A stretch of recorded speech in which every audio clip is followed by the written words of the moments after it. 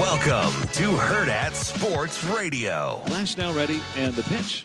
Swing, fly ball out toward right and deep, and he's hit one out of here. Line drive, home run, Jack Sawinski. 1-0 Pirates. 2-0, fly ball, right field, down the right field line in the corner. Got a chance, and it's gone, a home run. How about it? Zach McKinstry, first of the year, is a 2-run shot, and the Tigers take a 2-0 lead in the second. Swinging a fly ball, left center and deep. Back goes Robert near the wall. It's a home run for Wisdom. The ball game is tied at 5. Listen to this crowd. First pitch, and he drives it to right field. Back on it, Burleson. On the track. Sail away. Sail away. 6-1 Astros. The first pitch. Swung on, line to right. That should win it. It's down for a hit up against the fence. Merrifield scoring. Castellanos heading for second, and the Phillies heading to the out of the dugout as they have just won it 2-1. Castellanos hands in the air, waiting on his teammates to arrive. Good morning. Welcome into Hurrdat Sports Radio here on AM 590, ESPN Omaha, ESPN Tri-Cities. We're live on Twitter, Facebook, YouTube. That's my guy, DB. I'm Ravi Lulla here on the Pillar Exterior stage. What is up, D Bizzle? What up, D Bizzle? You know who used to call me that? Who? Another fellow Mustang, Todd Doxson. Oh, Dox. Okay.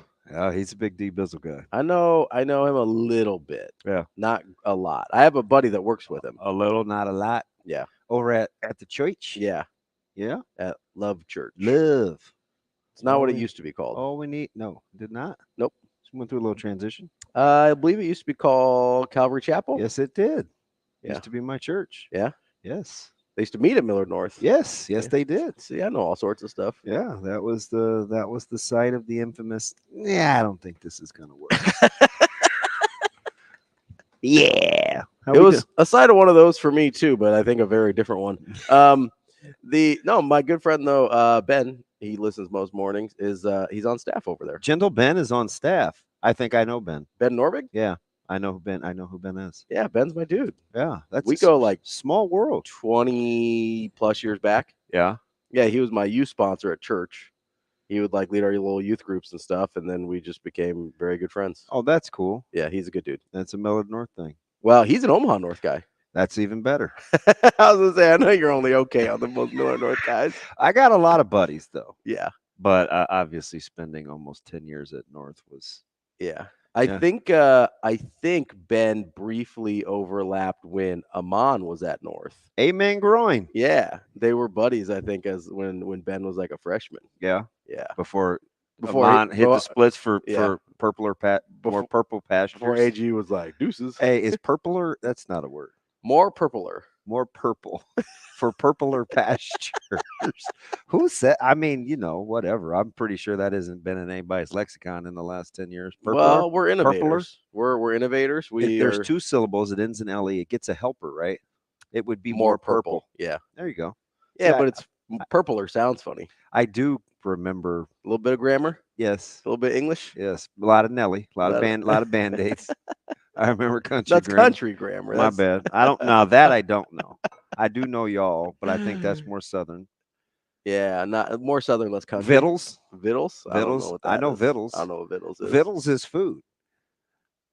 Like Carrie Kittles? No. Oh. That would be the New Jersey Nets. Nova Great? No, yeah. They went through a nice little stretch. They had some dudes. Yeah. They had some dudes.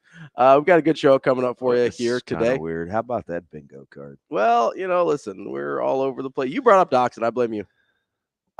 Yeah, D Bizzle, though. That was new. Oh, shoot. That's me. Yep. All right. Yeah, come on now. I'm taking the L. I don't know what that was. I don't know if that's an L or not. Coming up at 8 o'clock, we got Brian Christopherson, Husker 24/7. Certainly wasn't an ejection like Angel Reese or anything. Coming up at 8:30, we're gonna talk to David O'Neill. He is associated with a super cool thing that we want to tell you about. There is a a baseball game this weekend. Community. It is the 3rd annual Sam's and Briggs Midsummer Classic, Central versus North over at Tal Anderson Field. That's June 10th at 8 p.m. And Dave's going to talk to us about that. He's very passionate about it. It's a whole big kid and caboodle. Associated with the with Hopno, Brian Wolf, and Lathrop, that they're kind of the main sponsor for that deal. And when you're a partner, I think you can do. Well, I forget what his title is. It's big. He does a lot of commercials, which is interesting because he doesn't talk a ton. Yeah, he's very You know what's funny? They used to be kind of neighbors, kind of like the Waynes. They lived in a good neighborhood, and we lived in the one next door. But I coached with his brother forever, and his brother Todd was one of my high school buddies. I was he quarterbacked over at North. It was Clinton's quarterback. Oh, nice. Steve Stanford and those guys. Yeah. He's North's offensive coordinator for over 22 years. Dang. I believe 24. So he's seen some highs and lows over there. Yeah, he's been through it. Although at 22 years, and Briggs is Todd's son. They started to get. By 22 years ago, you were kind of on the cusp of getting good. Yeah. So I think 07, 08, they back in the day maybe could kind of try to turn the corner.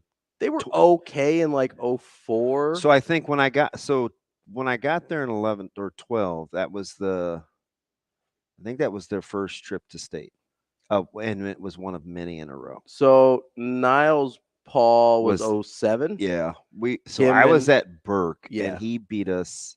He beat Burke. We were 1-8. It's myself, Coach Lamanji. Actually, Coach Queen was playing, who's now I coach with, and Jimmy Forsyth. Hadn't quite got there yet.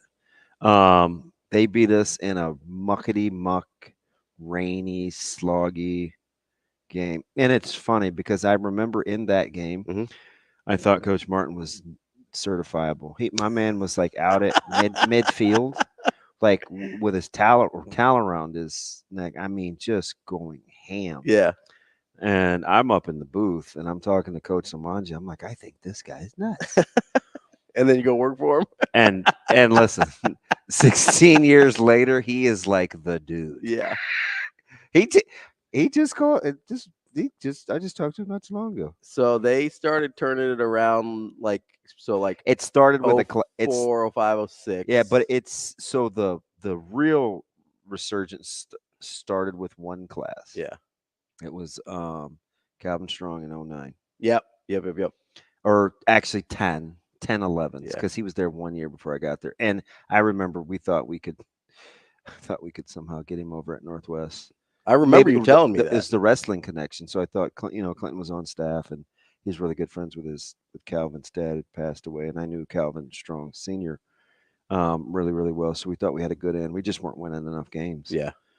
Or any. But that can happen. Yeah. To a school. I've seen it. It happened at Burke. Jimmy Forsyth's class was kind of the springboard. Yeah. Although Queen will tell you it was his. They were good. Yeah. Don't get me wrong. Like that class. No, was we good. gotta have that's kind of what I was talking about with Omaha North. Because there was a kid, I think his name was Dante Shackelford. Do you remember him? Oh, Shaq, yeah. In 04, who was a really, really good basketball player, really, really good wide receiver for them in 04. Well, they had some good ones. I mean, Grigsby and they had him in what was I almost said Lavernius Coles, but that's FSU. It was Lavaris. I can't remember his last name. Frank Warren's son was really good. So those were kind of like the good classes that sort of were building up. Yeah. And then you had like a mini springboard with Phil Bates and Niles Paul, and then the Calvin Strong class. It started with like the bigs up front. Yeah. I mean, we got really good offensive linemen and a nasty defensive front. Yeah. And that's where it sort of changed. Cole Bixler came in from Cole might have been living in Bennington. Yeah. Yeah. Came down the street because Bennington wasn't that far west then. Yeah. I mean, it's not really that far. No, it sounds it's a straight shot down. It sounds like it's north a long way. Or Sorensen, it's not. Yeah. And that was something else. But so we'll talk to those guys. And high school, it's so interesting how that happens. You look at you saw the run at Miller North. Well, and it goes the other way too, right? Where you get a couple bad classes, and you can't. It's hard. It's hard to recover. Yeah, yeah, because nobody was better. I mean, go back and look at Galusha's class. Oh, I know those seniors. 03? No, they were incredible. I could name them off for you right now. They were incredible. That whole group. I believe that senior class had 8 D1 guys. Yeah. And then a bunch of dudes that went D2. Look at the one that just left Westside this year. Yeah. It's incredible. Ridiculous. So it's because you had Galusha, you had Seth Olson. Yeah. You had Adam Shada. Yeah. You had the one Fisher, oldest at the time, I think. Nope, Sean was 06. Yep. He was the next one. You had TJ O'Leary, who ended up long snapping at Nebraska, but he went to somewhere else to play line before that. You had who else do you have that were seniors? You had Adam Schroeder, who was a really good lineman. I think he ended up playing D2. So I think they had 3 linemen off that team. Brad Rooker went to K-State. K-State, yeah. He was our tight end. He wasn't even a lineman. Yeah, it's my buddy Abe walked on at Indiana. You had that's just the line. I just named 5 linemen plus a tight end.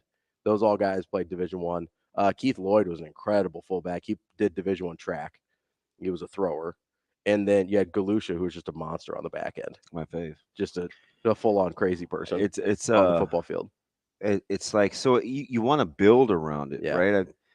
Benson kind of had something brewing, and then some of those young guys went over to Central, and sometimes that's all it can take. People ask about the balance or lack of balance in public schools and have and have nots, and I think that's kind of what you have. If you really want to turn it around, it starts with that. Like, you have to get a group of friends that want to play together. And are willing to kind of go through it to get where they want to go. Yeah. Right there. It was kind of it wasn't the catalyst, because Millard South had won, I think they won state in 11 or. Yeah, not too long ago, but started with the oldest Urban group. Prep's got a really good young group this year.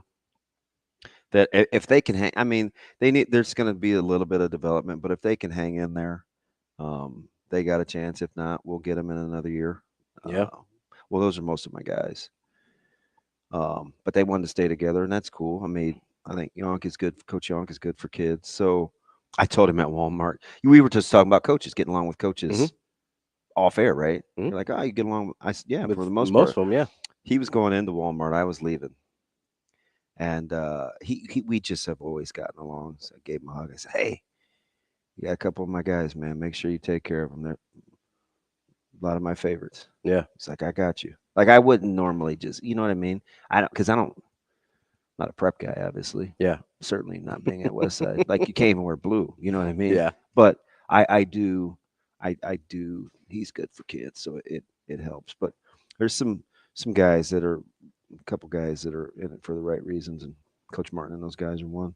It seems like our 8:30 guest Dave O'Neill is the he's North through and through, in it for the right reasons as well. He and I, his brother, we used to hit the Forgot store. We may or may not have been of age. Yeah, I spent a lot of time in Ponca. Yeah, yeah. We I wasn't going without standing for a Clinton, but I spent a lot of time in Ponca. Coming up at 8:45, the glorious return of one Andy Keneigh. Yeah, man, I'm so happy to see AK back up and at him, man. And we're gonna give him a hard time, although I can't talk because I almost died too. So he had a little scary episode there. We'll talk to him. I'm here to tell him he's not a baby. Yeah, I know. He felt so bad, like baby in his back. Turns out he was actually really, really sick. So like he outkicked his covers too. His wife was way cool. So we're glad he's back. 9 o'clock, we'll talk to Mitch Sherman of The Athletic. And I feel like Mitch is everywhere. I listened to him on Hill Varsity yesterday. He is. He's all over the place, you know. Chris Schmidt in his very distinguished voice. I like Schmidt. He does have he's got a great radio voice. Yeah, he does. I like Schmidt. I wish I had that kind of voice. Schmidt likes to make a good steak every now and again, too. Does he? Oh, yeah. Yeah. What else would we be talking about right now? I have no idea. You'll I mean, we could be talking Cruton. We could be talking Cruton. Oops. We could. Who's Cruton? Hey, did you watch any WNBA last night? No, I did not. Why? Because I mean, it was Liberty Sky. Your girl got ejected. My girl. Yeah. My Delulu. Oh, that's what we're calling her now. I'm just telling you, like, so Vandersloot Brianna Stewart, like they all play together. Yep. And New York is sensational. Like them and the Aces, obviously. But Brianna Stewart is so good in the post with both hands. It's silly. Yeah. It's not even fair. You know, one thing I will say that I noticed about the WNBA that I wish I would see more in the NBA. What's that? Is I feel like their skill development is a lot of times better. Yeah. So what I'm hoping happens with so this is just me as a guy that Shane, we should find George, our original. Oh, Norwood. Yeah.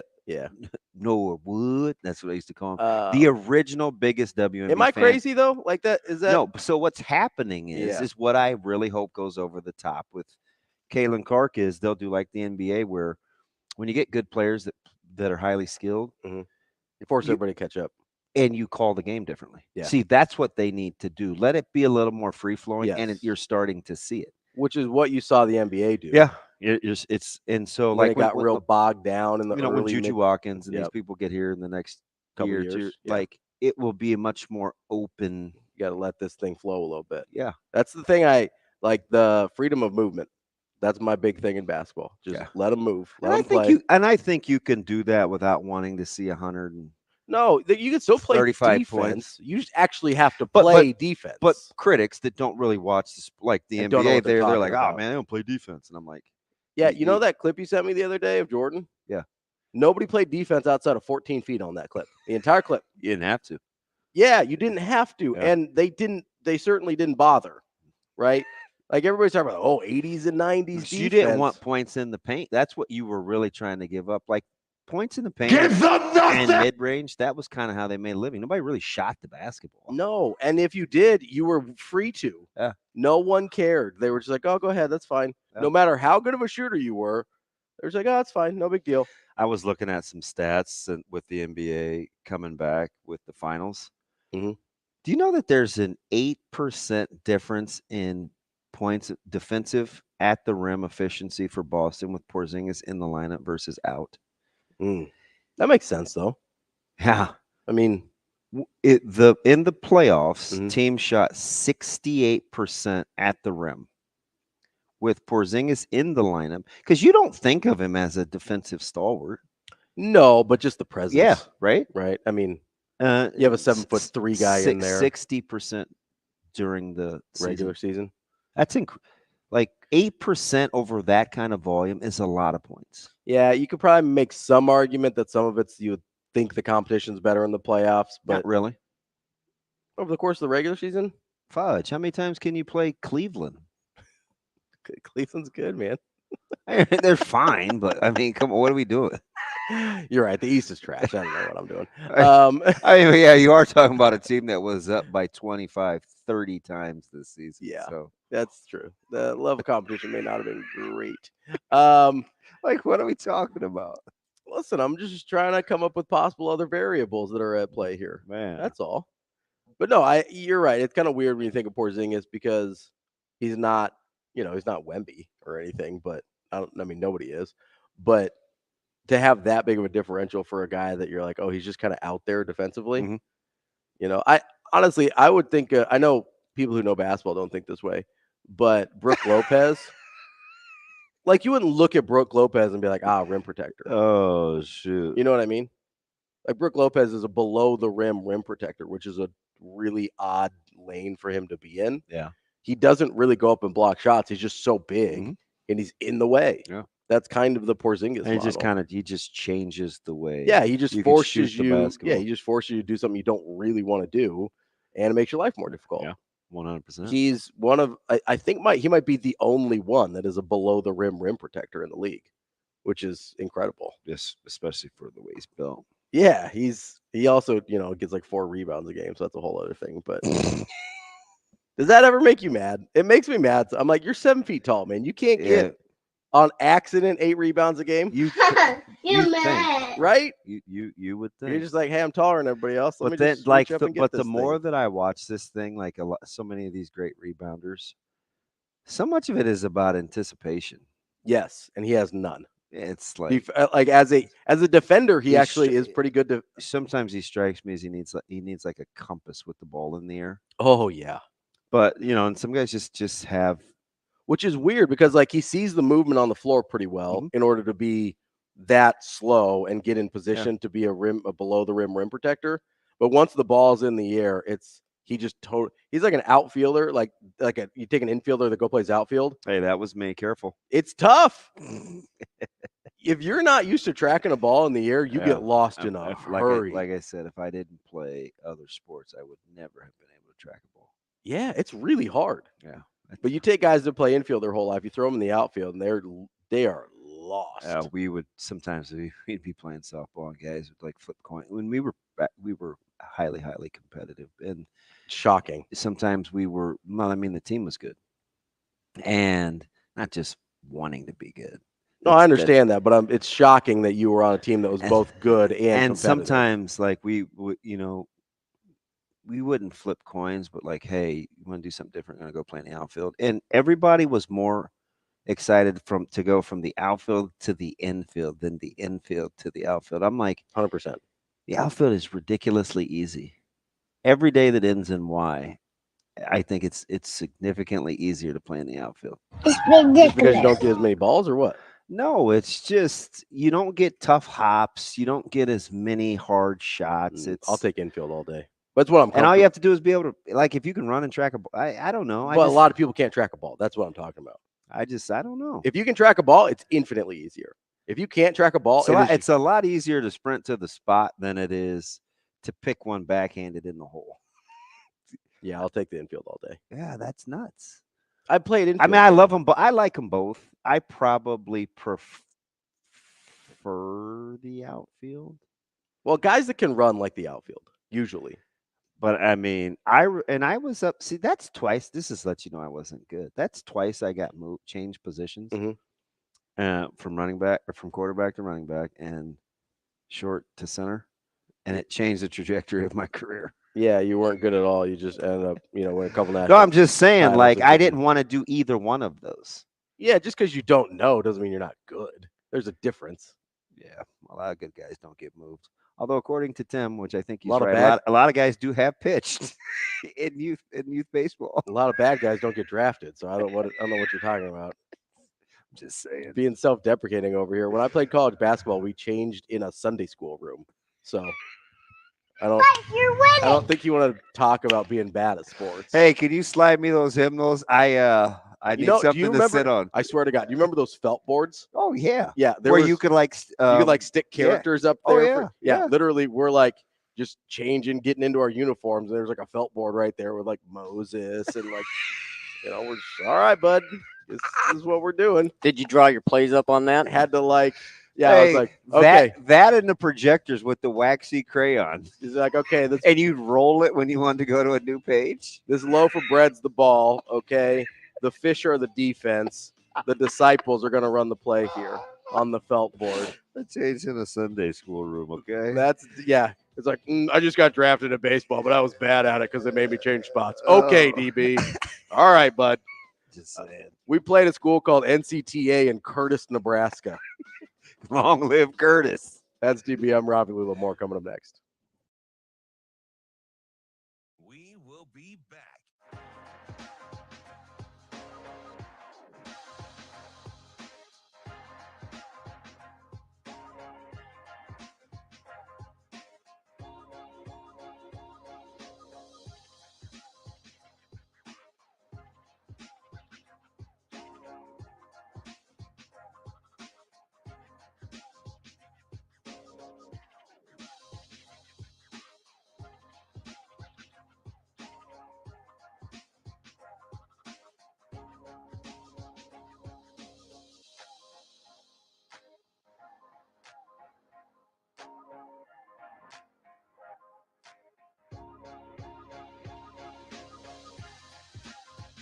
We will be back.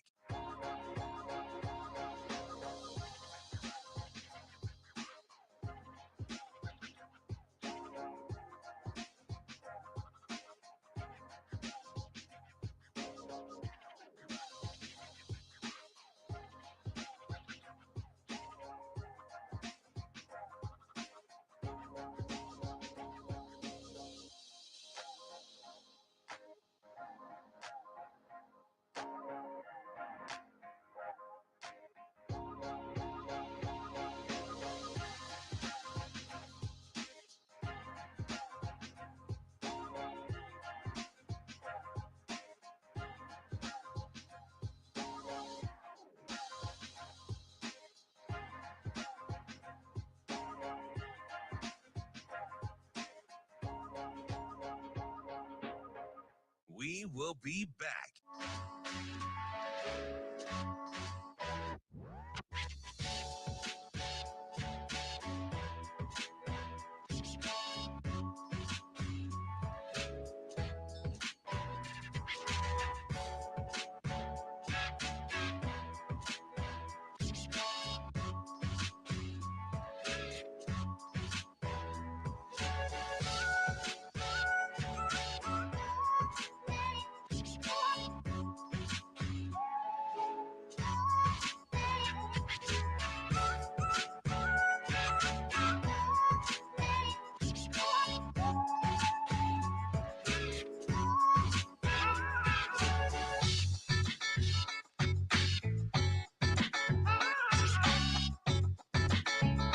We will be back.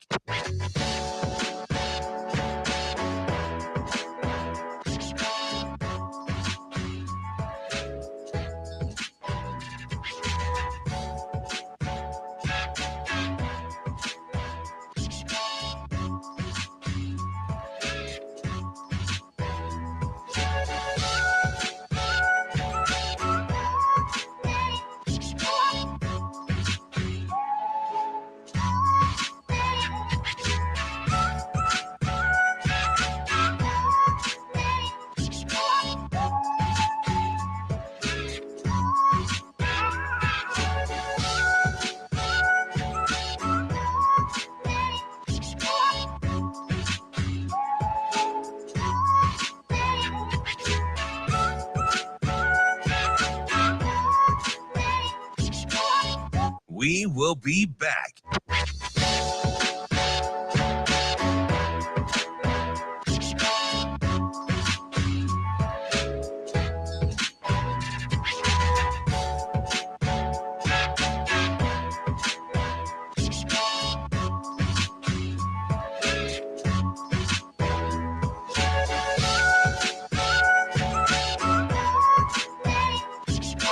We will be back.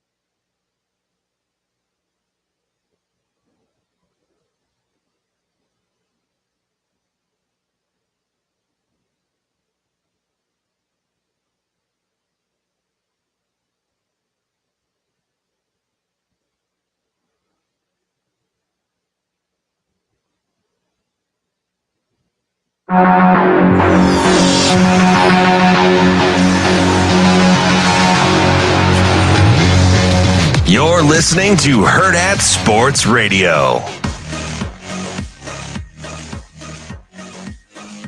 We are back here on Hurrdat Sports Radio, AM 590, ESPN Omaha, ESPN Tri-Cities. That's DB. I'm Ravi Lulla. We're live on Twitter, Facebook, YouTube. Got to remind you, too, you can always catch the podcast. You miss a little bit of the show, or every once in a while, like we did with Shafe yesterday, we go over and you get some nuggets in the bonus time. Chicken? Nuggets. I like a good nugget. I actually do, too, but I'll take it. Not enough to buy. I want to eat Zoe's every day, but I don't. Just do it. Nope. Be like, you're a little kid. You don't need all this. Nope. I told you, get the tempura raw. Give me them nuggies from Baker's, and they are exactly McDarrell's. Good to go. Nuggets, yeah. Good to go. Mm-hmm. So yeah, go ahead and download, subscribe, whatever. You know, you know what you shouldn't download is Numbnuts over here putting the Dodgers and Pirates in the open. But yesterday couldn't get North Carolina and LSU until 9:40. That's good, Shane. The game was not optional. The game was 1-0 on a home run, and that made the first highlights out of the gate this morning. Some people don't like it. No, I don't actually. I'm just curious. Like, is it personal? I'll get after it. I don't know. Is it personal when he doesn't turn my mic on at the beginning of a segment? I'm sitting here and him and haw. Nothing comes to the top of my mind. Nothing at all. Nothing comes to the top of my mind Except either. Nebraska. I want you to be proud. Me too. You know what comes up to the top of my mind? What's that? When Nebraska offers or when a Nebraska kid gets offered scholarship. Yeah. Yes, sir. Yes, sir. We were talking about early offers yesterday. All right. We're talking about a lot that actually came to fruition yesterday. Yeah, it's almost like we know what we're talking about. I don't know. Maybe. Sometimes, I didn't know this one, though. I didn't either. Braylon Warren. Yeah, my guy. Who I believe you're familiar with. I am familiar with Braylon Warren. Received an offer from Iowa State. Okay, real quick before we get to Braylon. I don't want to say I'm a big Iowa State guy. I'm a big Matt Campbell guy. So can I just say, I'll say this. Yeah. They do their due diligence. Whatever they like, and it takes them a long time because I was so mad that they wouldn't offer Anthony after watching him 4 times. I almost lost my mind. Yeah. And Coach Aycock was the coach that I kind of got in. I didn't get into it with, but we had some very stern talks about recruiting legacy guys. And he's like, we just haven't had good fortune. And, we've had guys drive from further and get there. And I was like, he's been there. I said, don't worry about me. If you want him, recruit. Like the same thing I told everybody. And it was kind of awkward. I told you, Coach Samanji was like, dude, are you crazy? And I'm like, no. I got a ton of respect for Coach Aycock. He takes his time. Yeah. And to pull the trigger, for those guys to pull the trigger on a young QB. Which 0 varsity playing time, right? Well, he hasn't started. Yeah, starts. Yeah. Because mop up. He played more than most freshmen. Got a lot. For a state championship team. Got a little bit of run last year because you guys were up by 50 at halftime half your games. He is really talented. In terms of like high leverage situations, not a lot in there. And so they must have really liked what they saw over the summer. He works so hard. Like he's always throwing. I ask him all the time. I kind of mess with him because his personality isn't like you'd think. He's kind of silly. He wears these. You guys have very similar frames. He's kind of a little aloof. You mean glasses frames, not like our build. Yeah, a little squirrely. I am not built like a Division I quarterback. And he works. Yeah. He throws a lot of balls. Yeah. Like that's one thing I kind of worry about is, he's always doing 7-on-7, obviously with Warren Academy and then our workouts. He throws a ton. So I just want to make sure he rests enough. But it is different than like you can throw way more in football than you can in baseball. Yeah. Just it's a more natural motion, and he doesn't do another sport. Yeah. So there's probably some of that there. And if he's smart about like, okay, these days it's kind of a light day versus, same thing with like lifting or anything else, right? Like he is a tremendous arm talent. Yeah. Yeah. And it's it's not like the cat wasn't going to be out of the bag just because, of who his dad is and Warren Academy, and people have liked Braylon's talent for a while. Yeah. But I would always smile at you, right? Because I hear it around the city all the time. And it doesn't bother me because a lot of times it's my friends or colleagues or peers that are saying it, but it's like, hey, at Dynasty at Westside, it's over. Like it's over. And I'm like, Dynasty is it's a hard thing to do. Like you're probably not going to plan 5 straight. Well, like in the moment, you're like, okay, is it a dynasty? But I will say this. Yeah, you got a chance to be really good. Well, yeah, you have a sophomore quarterback that's he's already got a Power 5 offer, and you've got him for 3 more years. If he can command the huddle, and that's the thing that Rizak did really, really well, right? Well, he was the best. The poise and the command of the huddle, and that is he will. Anthony, in my opinion, and I've done this for 21 years.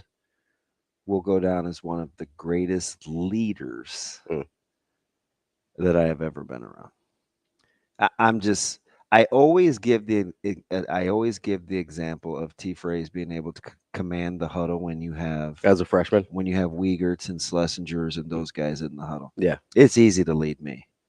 Just tell me what to do. But it's like the older, it's the linemen. It's hard to lead, especially those linemen. Other good players. Yeah, other really good players. Well, and like linemen are a little squirrely anyway, and they kind of have their own like unit, and they're sort of like you have to earn it with them. Yeah, more so than most other people. If he can command that huddle, we'll be able to we'll figure out what to do.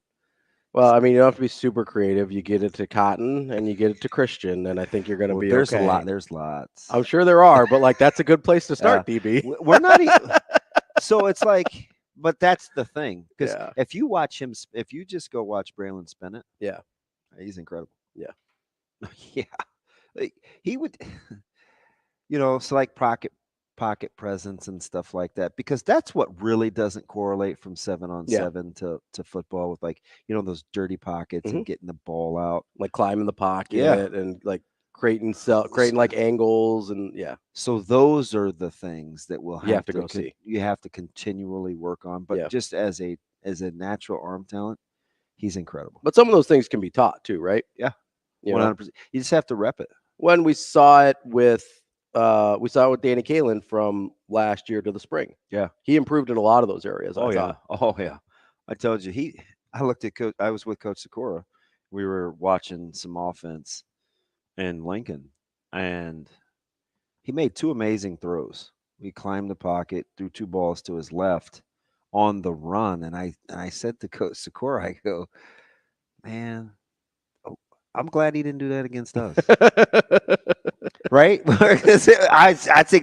I'm just being honest, right? Yeah. I'm like, holy smokes, like this, he's changed quite a bit in terms of what he's willing to do against better competition. It's like a lot of fellas out there. Yeah, for sure. But so I mean, and I'm like, Iowa State is picky. Which I think in that position you have to be. Their margin for error is so slim. They are very, very picky. Which is why before Rule came on as the primary candidate in Nebraska, I know people were not enamored with Matt Campbell anymore because he had a couple tough years. I would have taken Matt Campbell all day. I'm a big Campbell guy. He is a incredible football coach. Would he work in Nebraska? I don't know. He's a really good person too. But he is the type of guy that I'd take a shot on. Yeah. And the fact that nobody else has, or he just decided not to move on, incredible for Iowa State. But man, that's a hard job. Yeah. And it always will be a hard job. And I think, giddy up, right? I mean, you already have enough. Yeah. And again, pressure's a privilege, right? But when you're the defending state champs, you're not flying under the radar anyway. Yeah, you're not sneaking up on anybody. But I do think, because I know bad news always beats you home. And I do know that there's a couple coaches that have told some friends of mine about our demise. And I just think it's interesting because they haven't won anything yet. Yeah. So I kind of just let it ride. But I think there's this, when you have a guy that goes, darn near 3,000, 1,500 and plays only half the game all the time, there's this tendency to exhale when he's not your QB anymore. But it's not over. Yeah, not to go back to you know what I mean? Not to go back to Miller North all the time, but people exhaled when John McCardle left and Adam Shada was right behind him. Or McCardle or Shada or Tarpinian. I was saying, then people exhaled when Shada left. Nick Fala and Tarpinian was there. And then Tarpinian left. And Nick Fala was there. And then Nick Fala left and Isaac Ockery was there. It's like, yeah, good programs tend to find good guys. God, Ockery was a stud. He was really, really good. Last state title, I think, was with Isaac. He was a 2015? Yeah, I'm familiar. I'm aware. We will be back. He was nice. More Hurrdat Sports Radio here on AM 590 ESPN Omaha, ESPN Tri-Cities. We will be back.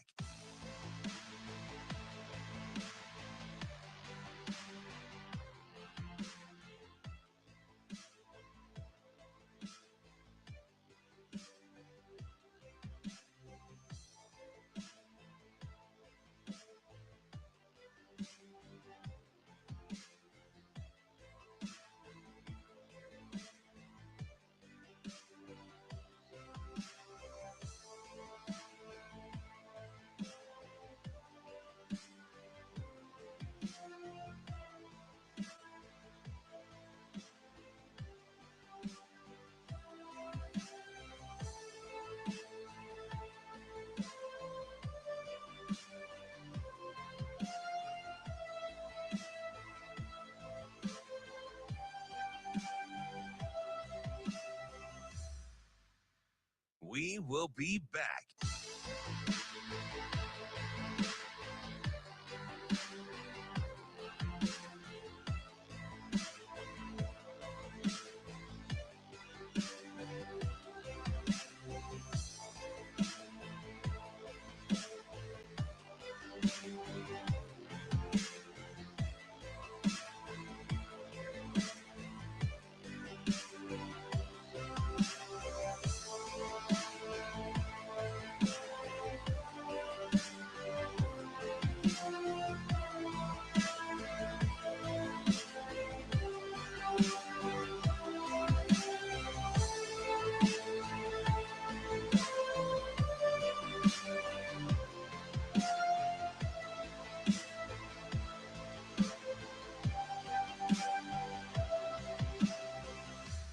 We will be back.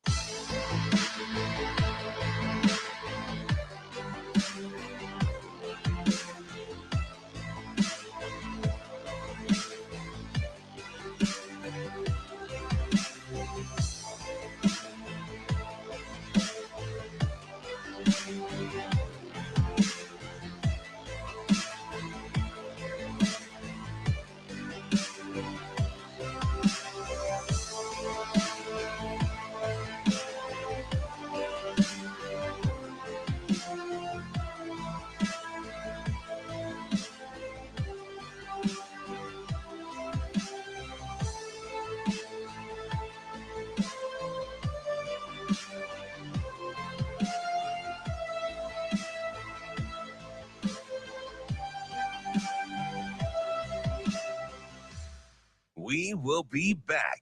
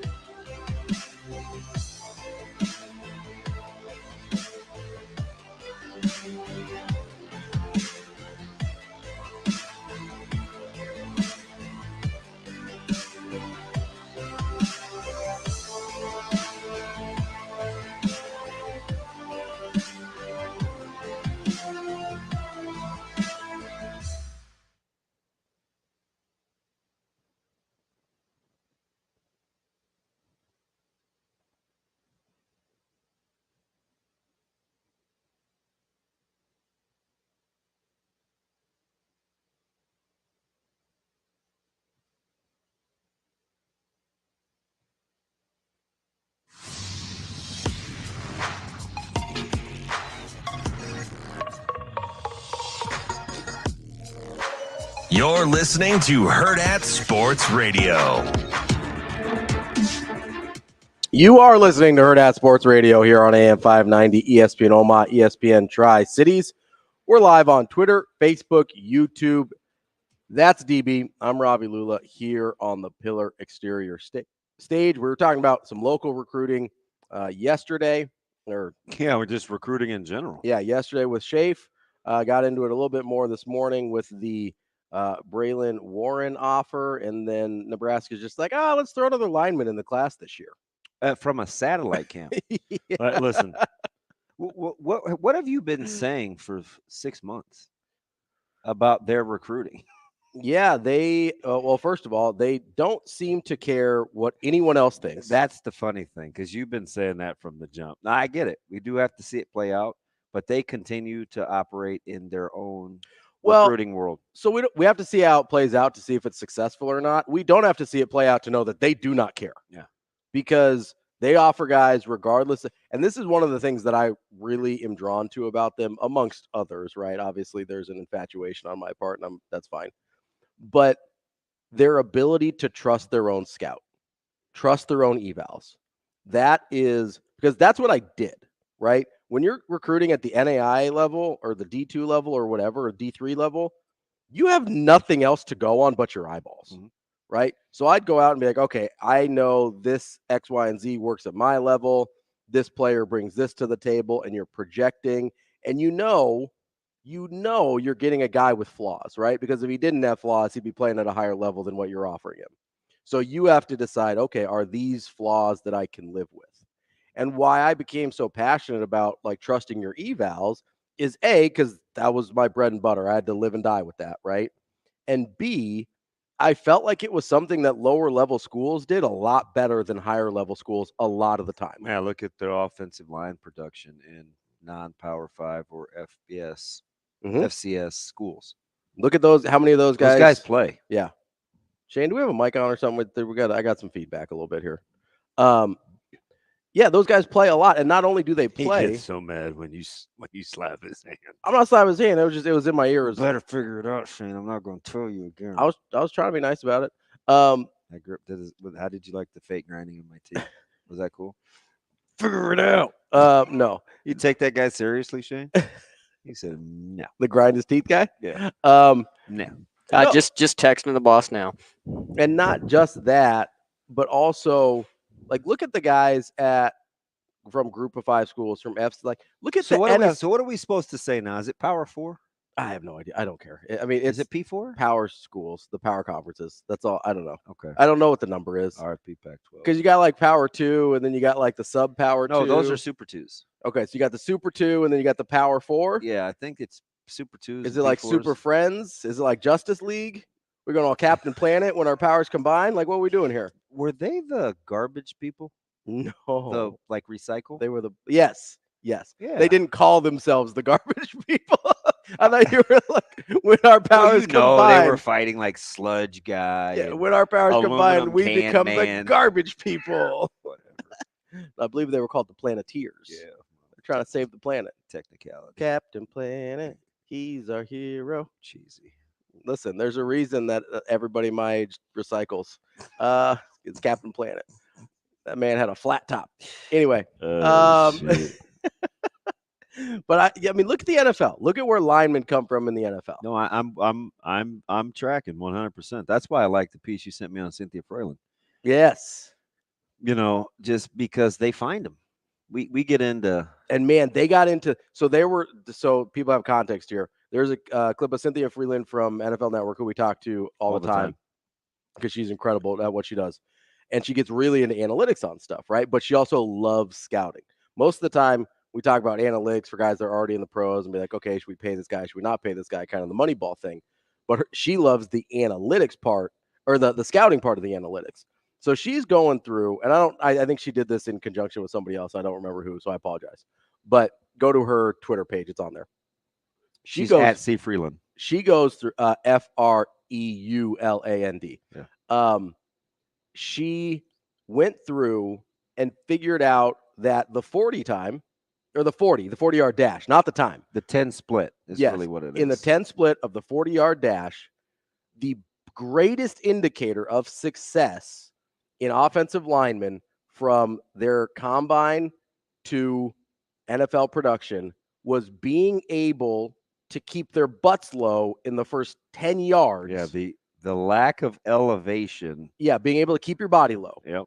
And it was within an inch and a half. And she said it's almost foolproof. Yes.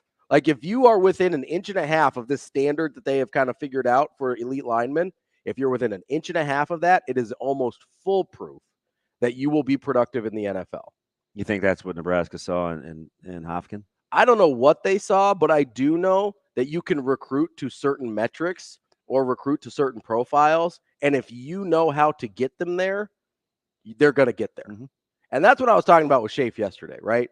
Because you guys went all in. I know that the player's individual mindset matters. I do. I know that without a shadow of a doubt, because I ended up with dudes that should have been playing D1 ball at NAI schools because they didn't have their head right. Right? Like I know this. Yeah, a lot of guys come back home after a year. Or we don't hear about those stories. No. Oh, hey, he went to this academy or this school, or hey, what are they doing? They came back. Yep. Right. Because that's not fun to write about, right? But yeah, we want to write about the success stories, and I get it. But the ability to identify a kid and their mindset is incredibly important. I get that. But you can get every right kid in the world. And if you don't know what the finished product is supposed to look like, your development will be trash. Mm-hmm. Because you can't go and turn that player with his mindset, especially in football. You can kind of do it in basketball which is why I pushed back on Bigelow a little bit on that recruiting profile. Because if a guy just wants to get a ton better in basketball, he can do that by himself. That's really hard to do in football. Yeah, I mean, not to derail the conversation, but I feel like we're going to. But man, what did I say 55 trillion times over NBA going to NFL and NFL going to NBA? And I just couldn't get you to acknowledge that. We were talking about different things. No. Yep. That's where I landed the plane. That's where about 15 times. That's where you landed about 15 the plane. times. I was taking a different trip. I had a different itinerary than you did. My agenda was a different deal. You had to promote basketball. No, my thing which was is fine because I love the sport. I'm not delusional. Sound like a hater. I don't know. Well, I'm a realist. You say realist. I say hater.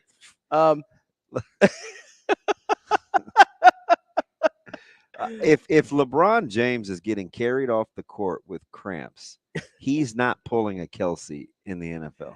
I did not. I'm just telling you that. I never argued with you about the mental toughness and rigor that it takes. But we to sure be were a football dismissive player. of toughness, though. I was not dismissive of toughness. I will not derail your recruiting because I want to get into how Nebraska has just the confidence to offer a 22-year-old, and there's multiple offers that went out at satellite camps. Yes, and the ability who's our most famous satellite kid? Shane Boodle? Probably. Is he the most famous satellite camp kid? Because they got Boodle out of a satellite camp. Yeah, I think so. That's the only one that's coming to mind that's pretty high. Remember profile. when we thought they may go away? Well, is this?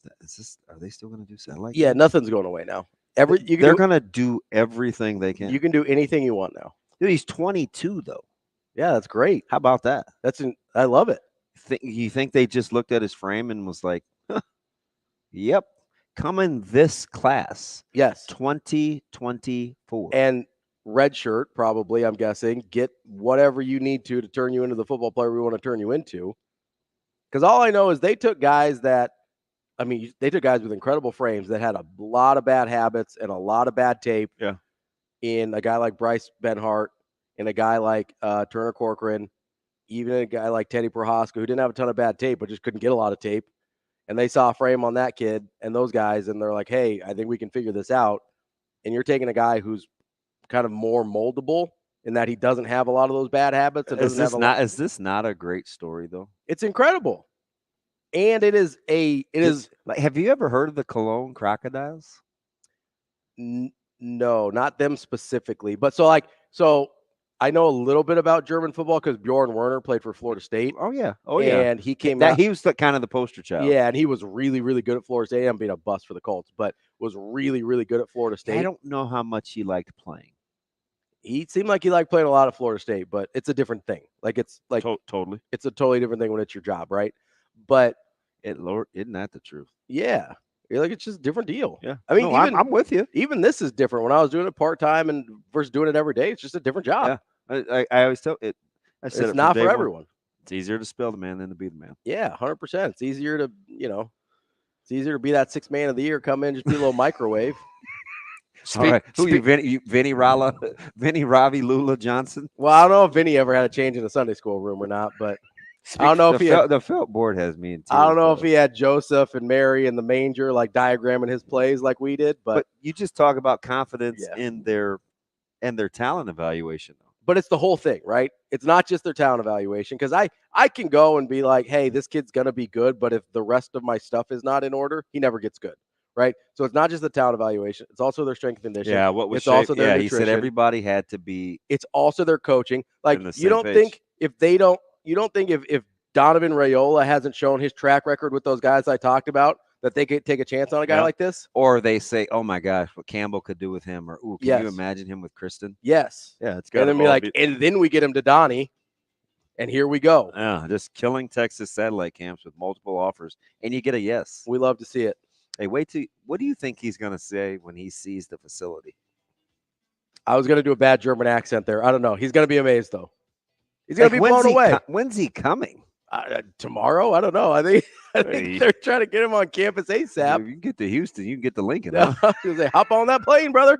Coming up next, we got Brian Christopherson, Husker 24/7. will be back.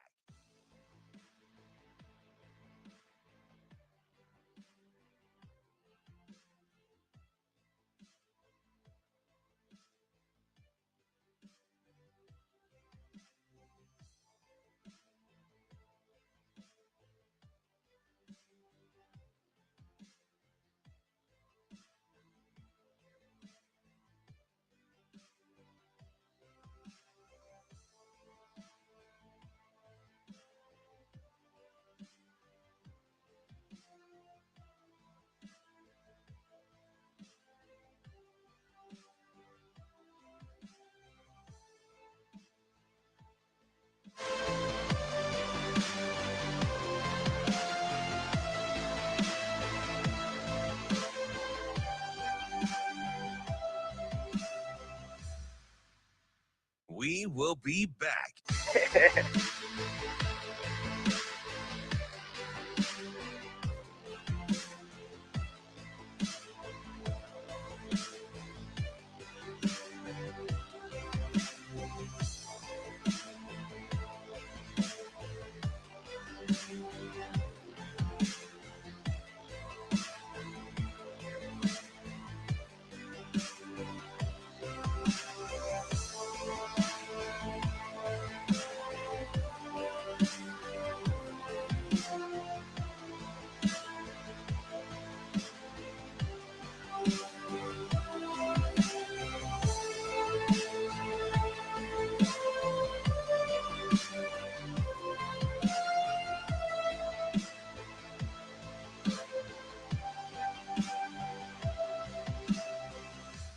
We will be back. What that?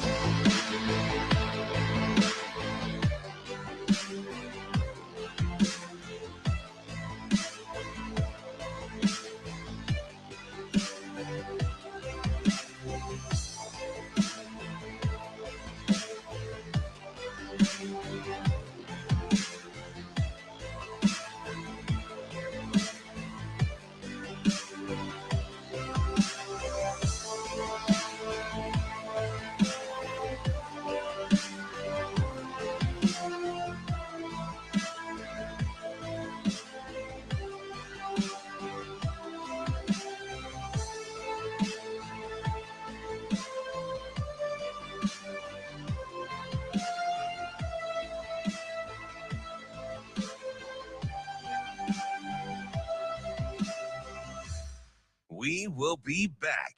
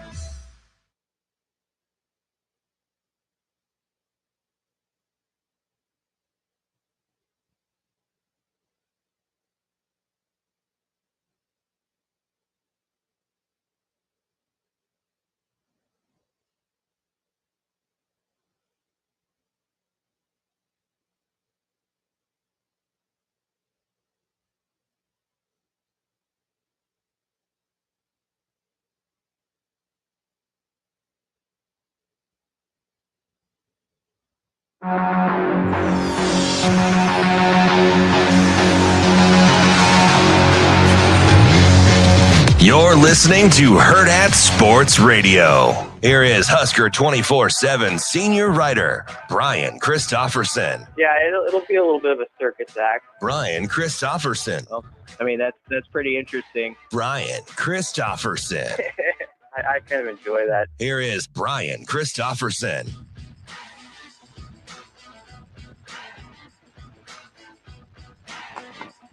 We are back here on Hurrdat Sports Radio, AM 590, ESPN Omaha, ESPN Tri-Cities. We're live on Twitter, Facebook, YouTube. That's DB. I'm Ravi Lulla here on the Pillar Exterior stage, and we're brought to you by Team Jack Foundation. Make sure you get to teamjackfoundation.org to get involved. You can volunteer, You can donate directly. You can see what events they have coming up, and you can see what projects they are helping to fund. All of that right on teamjackfoundation.org. Make sure you go check it out to get involved. Joining us now on the Hurrdat Hotline is Brian Christopherson, Husker 24/7. BC, what's going on? Not a lot. How are you guys doing?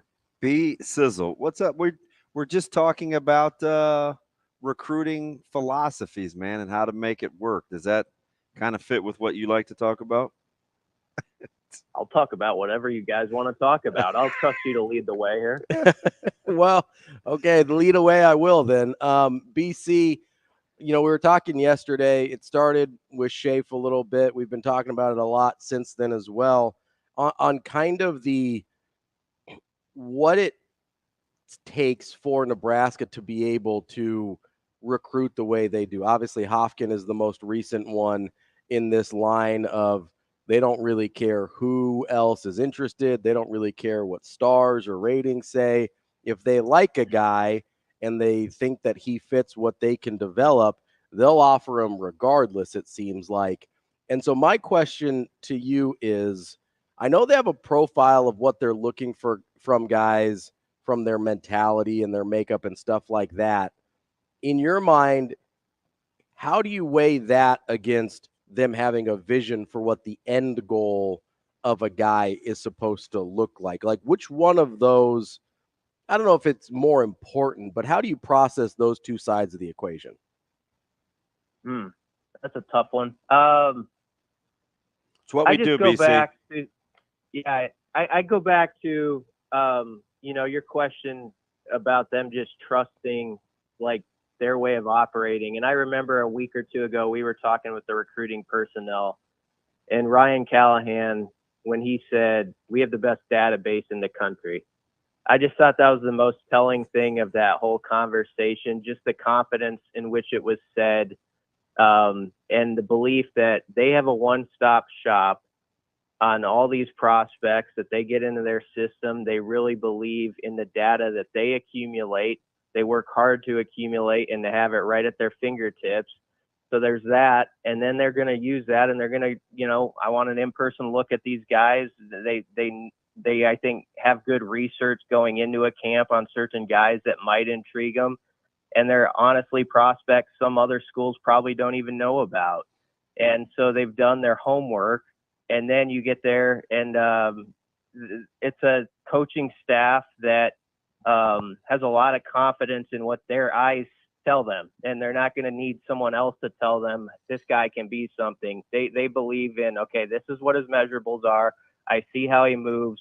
I'm sure they have other guys in their coaching backgrounds that they connect that with, like, oh, he reminds me of this guy a little bit, or remember what he did when we were at Baylor or Temple, or, all that stuff kind of accumulates over time where you gain a confidence in this system works, stick with it. And, don't worry what everybody else is doing. If this guy has 25 offers, great. If he has one or two offers and we're the first on the scene, we believe in what the metrics tell us and what our eyes tell us here. So let's go with it, and don't, hit the pause button there. And, this June, they're going to plan on getting an advantage over most teams in the country. And some people can roll their eyes and say, oh, is that actually going to be true or not? But I'll tell you what, when they have camps and they go to these satellite camps and they have these kids in Lincoln over the next 3 weeks or whatever, those coaches are going to be working. It's not going to be a deal where a coach blows a whistle, steps away, has a conversation with another coach while the drill's going on, then comes back, didn't even watch anything. That's not the way they're operating. It's full hands on deck, and they want kids to know you have a shot. You're getting evaluated. This is real. We're going to put our time into it. You put your best efforts. We'll give you a fair run at it. And if you can establish that in your first couple years, that you are the program where it's going to be a fair shot, that's all most prospects are asking for. They like a Tanner Turch comes to mind as a commit, who no one else was paying much attention to, but Nebraska loved his metrics. And there's a handful of those. Turch, Guthrie. Yep. There was a run on like 4 or 5 guys where everybody was like, who? What are they doing? Yeah. Yeah. So long answer long there, but I just think for putting it all together, it's just such a faith in what they've done because they've had success with it before. They believe in the database they have, and then their on-site evaluations, they know they're going to give a kid who they're interested in, even the ones that aren't ready, their full attention and give them a shot. And I think if you do that over time, ideally, I think what Rule wants is 2-3 years from now, recruits across the country are saying, I got to get to the Nebraska camp because I've seen it's proven that they are going to make offers based off guys actually showing up and producing. And it's not just going to be just there to get a free T-shirt sort of deal. Yeah. It's funny that you say that. So, you obviously got the Friday Night Lights on the 7th. You have the Matt Rule football camp on the 8th. You got the specialist camp on the 8th. I think there's another one on the 9th. They got the post grad on the 10th.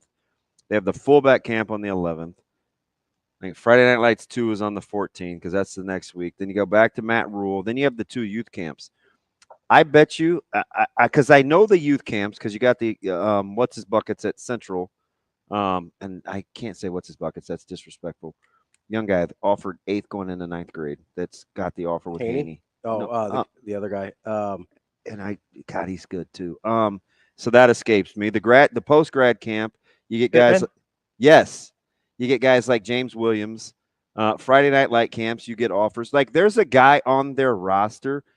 You got a fullback out of fullback camp that can say, hey, you know what? Because I went to that camp, that got eyeballs on me. And I go back to I'll never forget this conversation because it upset him when he said, Teddy Rizak, this was year 1. Teddy Rizak will never happen to me again because I'll have more eyeballs early and I won't have to rely on what people tell me when I get here. Like, so that's kind of like his, you know what I mean? Like that's his, it isn't just a T-shirt. Like it is like, they just don't waste their time. They're fact finding. They've got somebody out of every one of those groups just about that has had the opportunity to go to school at Nebraska. Yeah, and it's true. They really are doing that. Like everybody kind of says that, they're going to say their camp is great and all this stuff. We got a chance to watch it last year and it was just a different ball game, just like how dialed in everybody is.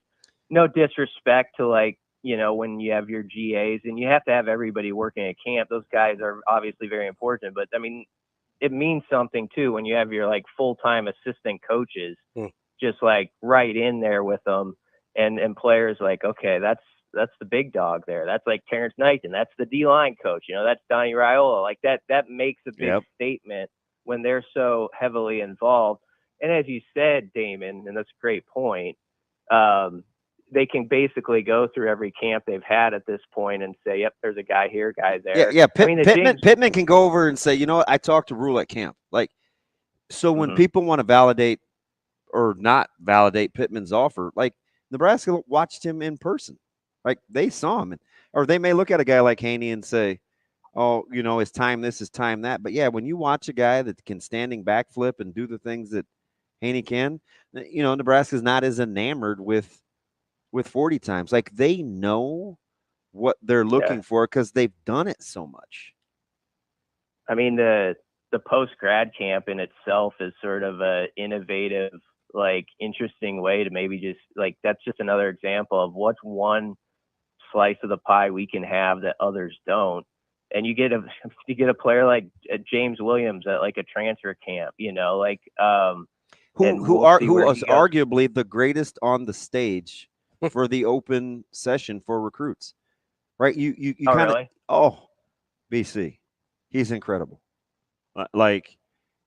Man, hey, listen, sit him down for an interview.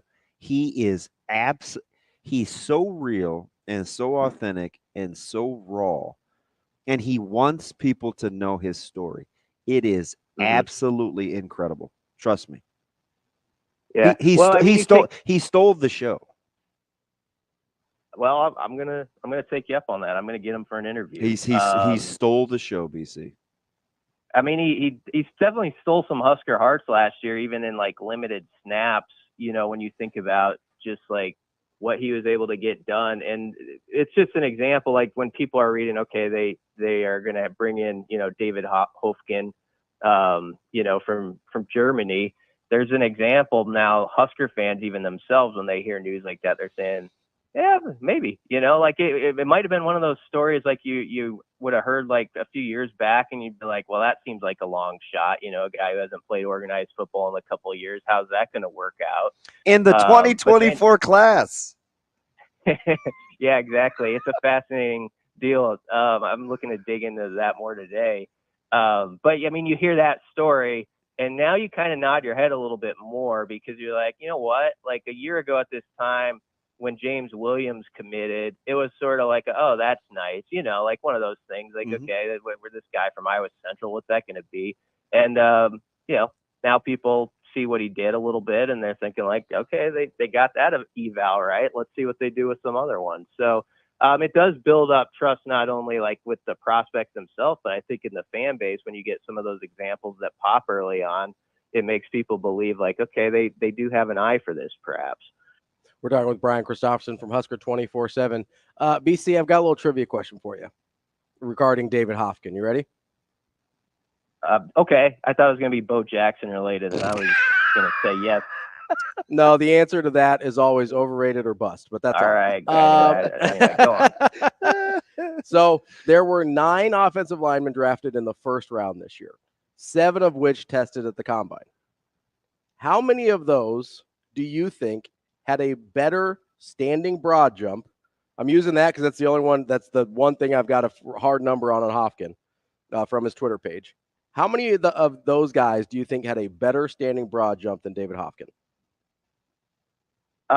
What do you have? 9.4? 9.4. I'd say, I don't know, 3. How was that? 3? 0. Yeah, I would go none. That's a big number for not that a soul. Ways.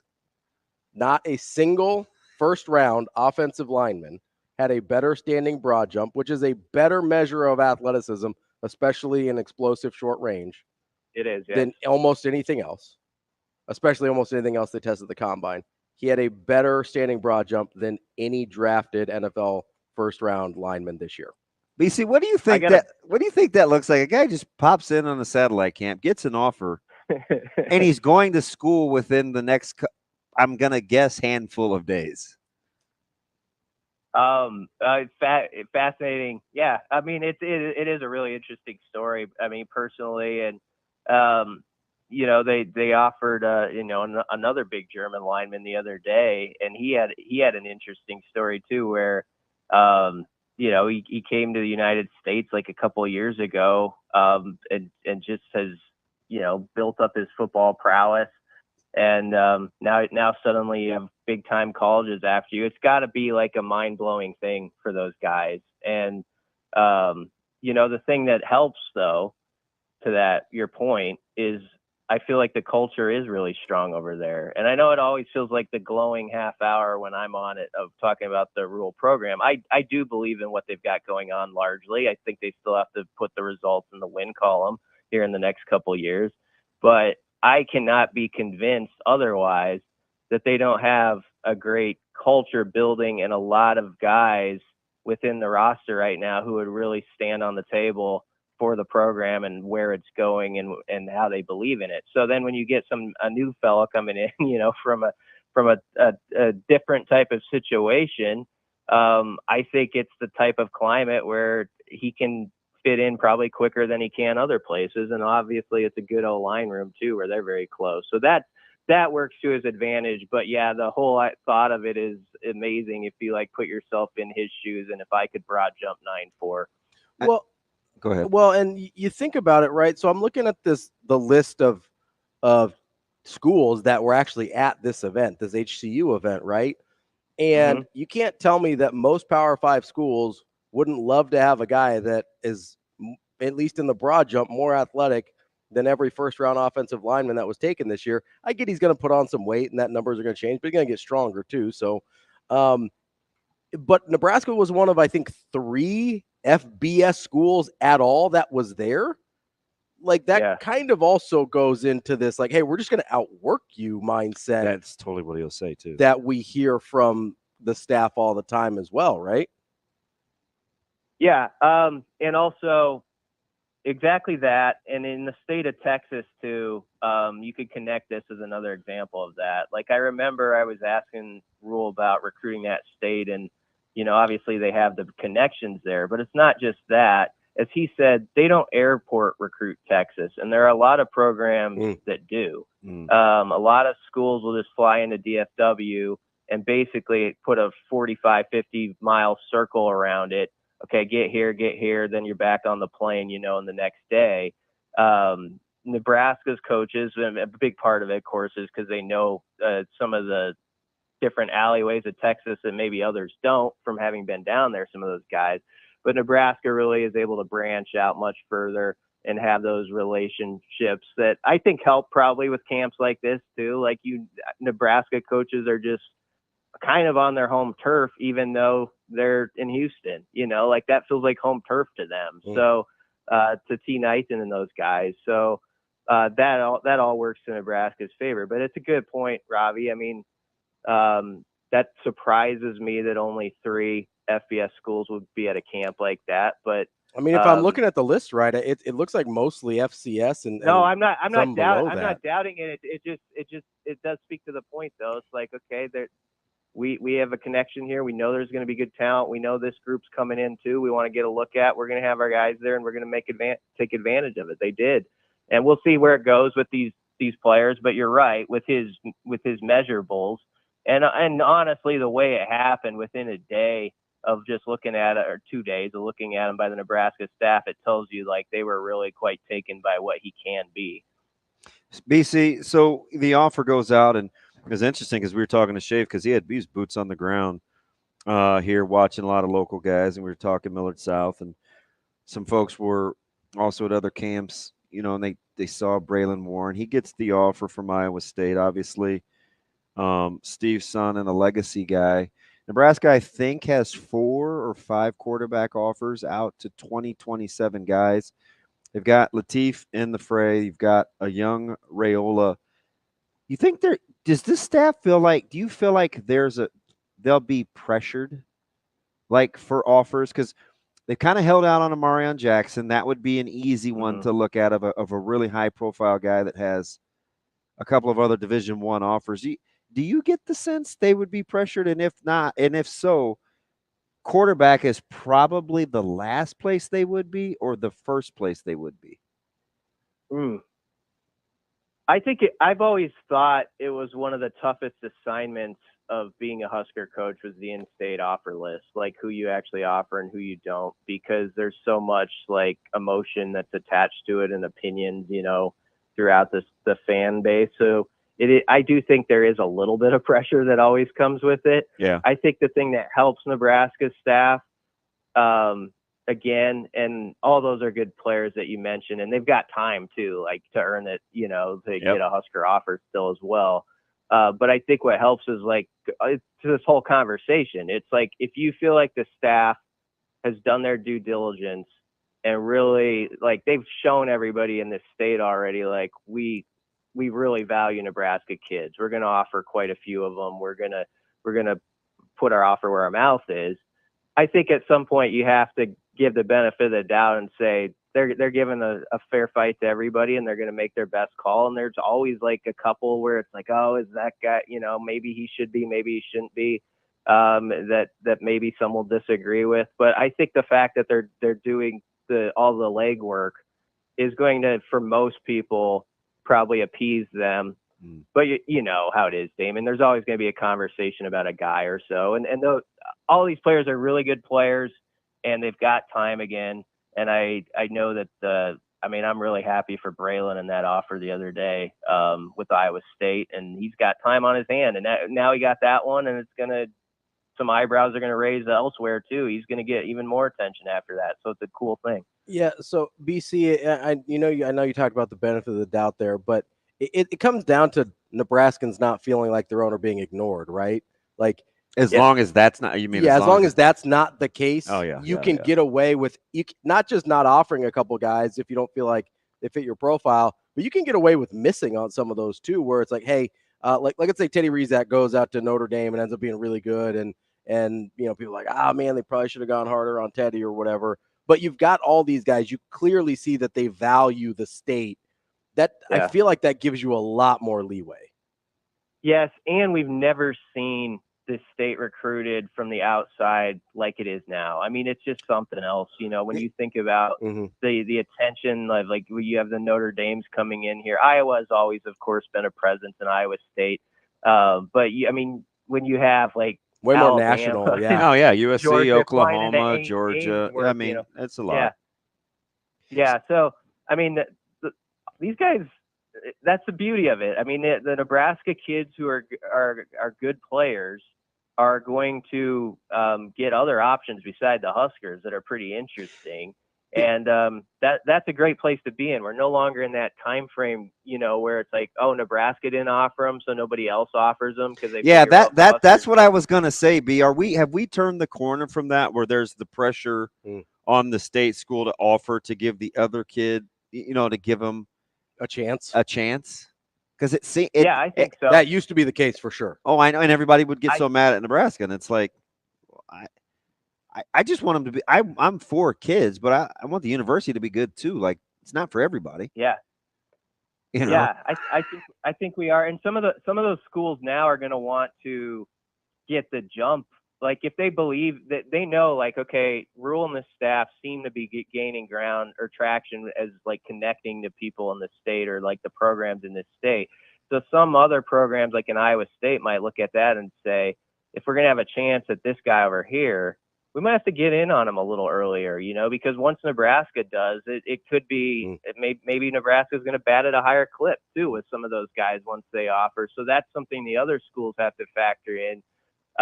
But yeah, I do think we've moved past that, because I do think for a long time it was that way. It was like schools would say, okay, well, if Nebraska didn't offer, well, there must be something that's not quite there. And that wasn't always fair to the prospects, So I'm glad that, and Iowa, you got to give Iowa credit here. They always do their due diligence in this state, just like Nebraska does across the border in Iowa. So you know that they're going to always push for guys as well. Well, and you can make the argument, BC, as we got only a few seconds left with you here, but you can make the argument that the success that a lot of Nebraska kids had at Iowa is part of the reason other schools are getting in here with or without a Nebraska offer. Oh, yeah, there's no doubt about that. And these Nebraska kids can play. I think it's understood, like, there's passion for the game in this state that goes, deep down when kids are young. And when you have that type of state that cares about football like that, you're going to usually get some pretty good prospects. And I'm glad it's being recognized. I'm glad for, Braylon Warren's offer at Iowa State. That always excites me when guys get those opportunities. And I think those players also know Nebraska's going to give me a fair look, and that's what matters. And I think the fans are trusting that too right now. So that's a good spot for all parties. BC, we appreciate it. We'll talk to you again next week. Thanks for having me, guys. Thanks, More Hurrdat Sports Radio coming up next.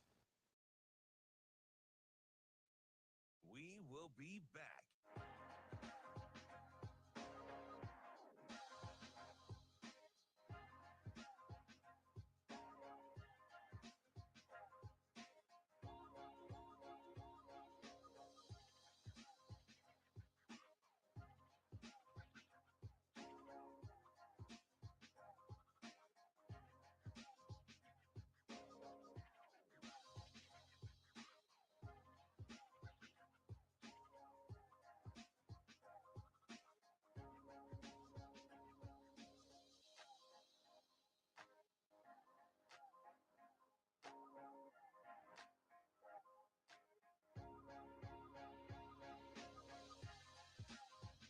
We will be back.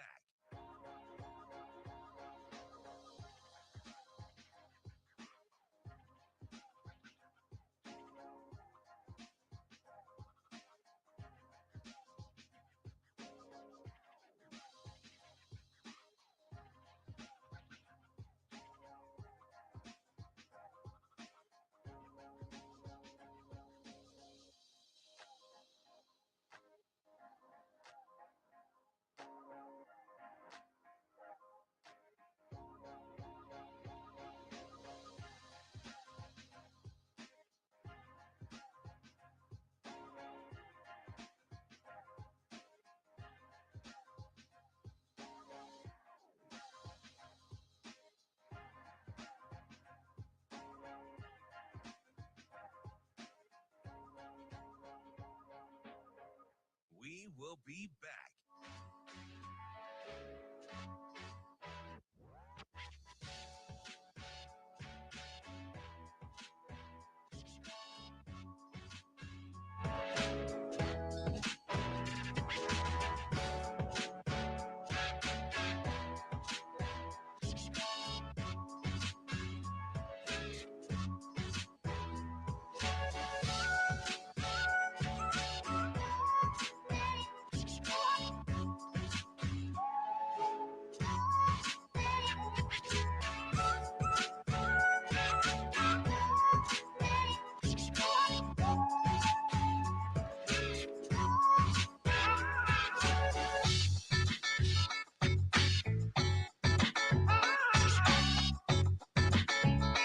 We will be back.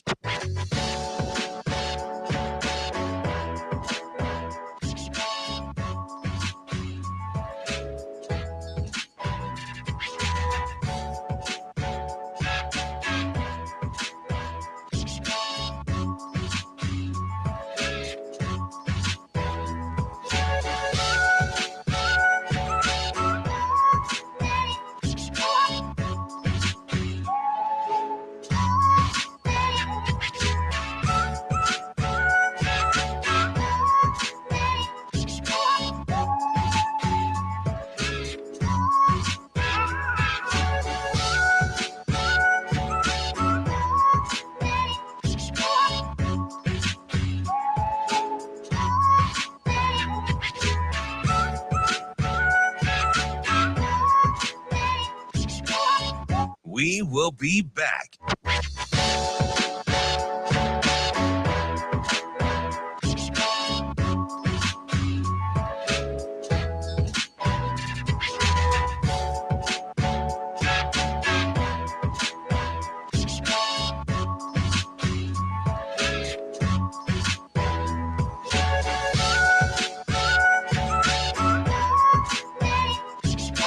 We will be back.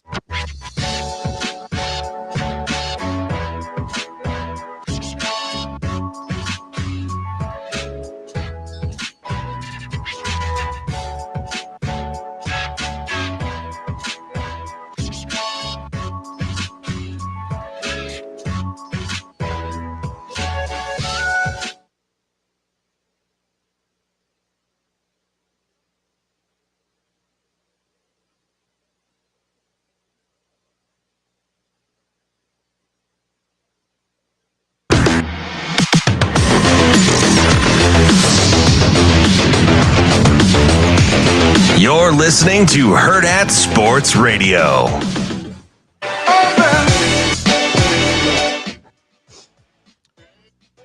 We're halfway through the show here on Hurrdat Sports Radio, AM 590, ESPN Omaha, ESPN Tri-Cities. We're live on Twitter, Facebook, YouTube. That's DB. I'm Ravi Lulla here on the Pillar Exterior stage. We are joined now by David O'Neill of Hopman, O'Brien, Wolf, and Lathrop. They are sponsoring the third annual Sam's and Briggs Midsummer Classic. David, how are you this morning? I'm good, Ravi. Thanks for having me. What's up, Damon? How are you doing, buddy? You're apparently not doing any commercials this morning, man. When'd you get into doing those, man? A man of few words all of a sudden is like very marketable for television. It's kind of cool. We do a lot of takes for those. Live radio's a little different. Well, David, let's get into this here. As I mentioned, third annual Sam's and Briggs Midsummer Classic between Central and North. Like for people that don't know, like where did this start? Why is this something that you guys are so passionate about? Like give us a little backstory here for people that aren't familiar. This was a game that started 3 years ago. My brother, Todd O'Neill, tragically lost his son, Briggs O'Neill. And as you go through it, you always say, we want to do things that celebrate Briggs, celebrate the family, and celebrate North High. And so we said, he loved baseball, and let's put together a game during the summer. Everybody can attend. We get family, friends, and then Central, you know, they've been our rival for 100 years, and they lost someone too that Sam's that had been a part of their program, had coached, had played, and had been a part of it even after he was done. Comes from a great family, and so we said, let's get it together. Let's celebrate North High and Central. Let's remember two people that we've lost. Let's get the families together, and it's a really good night. We do some tailgating. The game starts at 8. It's at Tal Anderson Field, and by about halfway through the evening, it's a lot of people you haven't seen. Everybody comes out, and you see people smiling that haven't smiled in a while, and it's good to see. Yeah, you guys have, and obviously I know Todd really, really well, and he's your brother. And the family dynamic is always interesting because you guys have found a way to always make it about the community, which I think is pretty cool because neither one of you are like always out there and you know promoting, but it seems like the community knows what you guys are about just through the work. How important has that been from a how much you guys value Omaha that has allowed folks to come alongside you for this endeavor?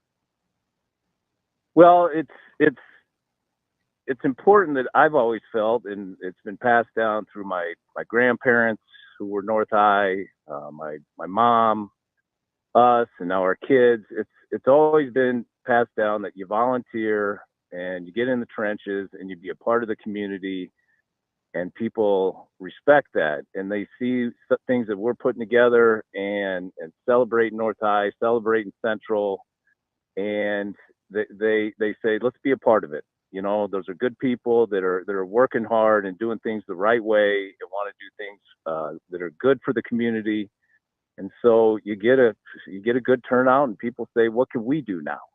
You know, we see you guys doing it. What can we do now? And then the volunteers just they multiply, and then the community gets brought up. We're talking with David O'Neill from he's associated with the 3rd annual Sam's and Briggs Midsummer Classic with Hopton, O'Brien, Wolf, and Lathrop. David, I know you mentioned kind of the importance of getting involved in the community and where that comes from. Are there some other things in the community and events that you guys get involved with, either you personally or with the law firm there, that maybe people don't know about? Well, you know,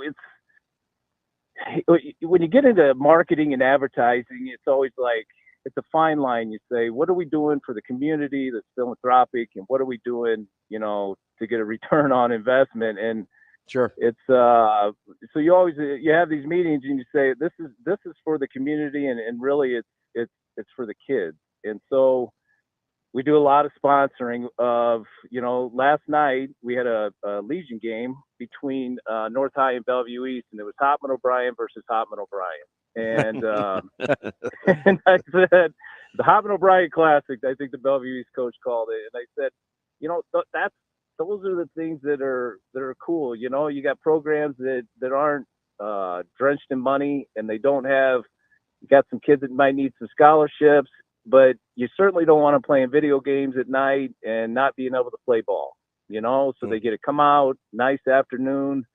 They get to be around great kids, and you don't want them to say, well, it's $600, so I don't get to play ball all summer. Get to come, hang out, batting practice, hang out in the dugout. I mean, if you think about it, these kids are on their phones all the time. Mm-hmm. If they play summer ball, they are not looking at that phone for 6 hours in an evening. Mm. That's the longest they haven't been on those phones in 5 years. And I watch these kids, and they're talking to each other in the dugout, and they're laughing, and that's a big deal to me, to our firm. And so, yeah, you know, we do the local sponsorships, but it's something that is part of allowing these kids to get out there and do it, because, to be frank, baseball especially, it's got a lot of people involved that like to make money off of it, and we got to find a way to keep these kids playing. Wow, that is. Hey, listen. To be frank, is pretty good because I think we've been knee deep the last couple of weeks in baseball, especially on the local level, and what to do differently. There won't be very many people out here that will disagree with you, and if they do, they're probably who you're talking about. So let's talk about the proceeds, man, because gonna get a ton of support. Tal Anderson has come alongside the field, obviously in Omaha, have come alongside you and provided a great spot. I like the fact it's a late start because you give folks the opportunity to enjoy themselves. You get good food, the tailgating. What do you want folks to know is the end game of the Midsummer Classic with how folks are supporting you? Well, the big thing is it's a way to come to a big field that's got great amenities. I mean, Tal Anderson, I think on a nice summer evening is about as good as it gets. When the sun starts setting and they turn the lights on, great scoreboard, the field's great, the concourse is great. Yeah.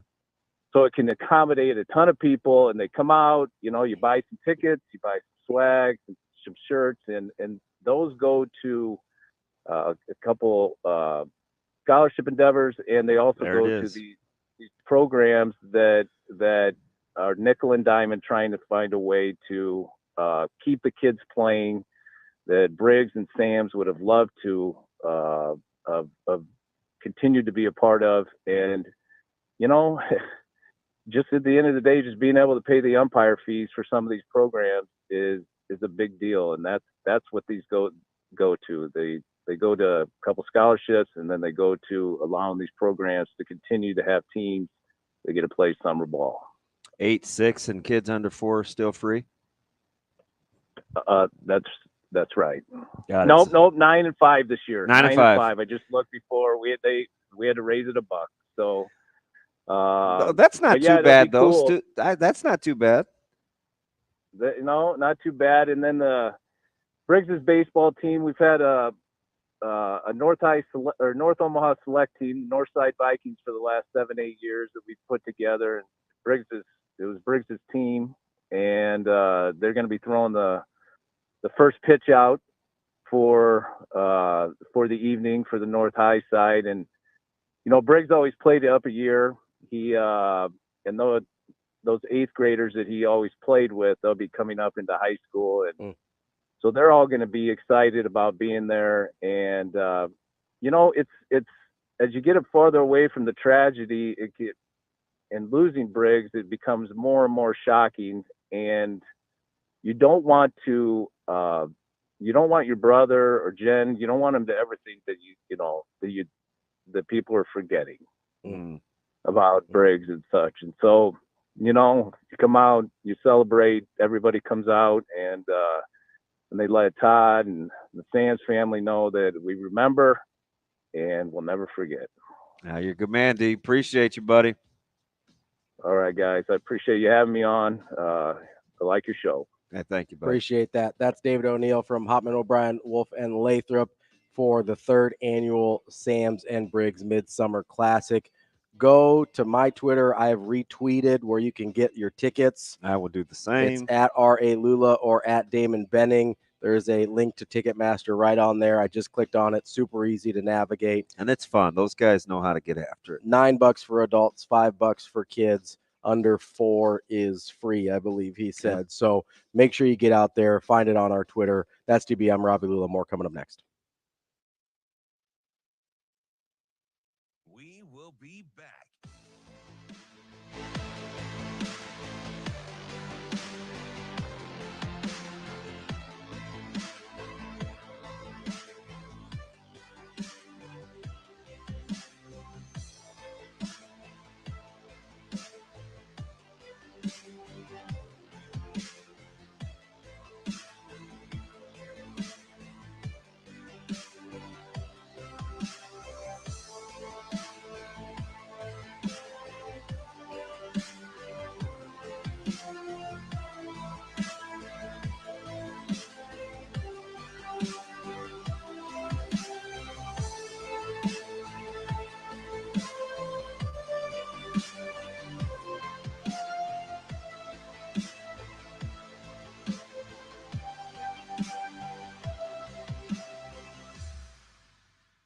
We will be back.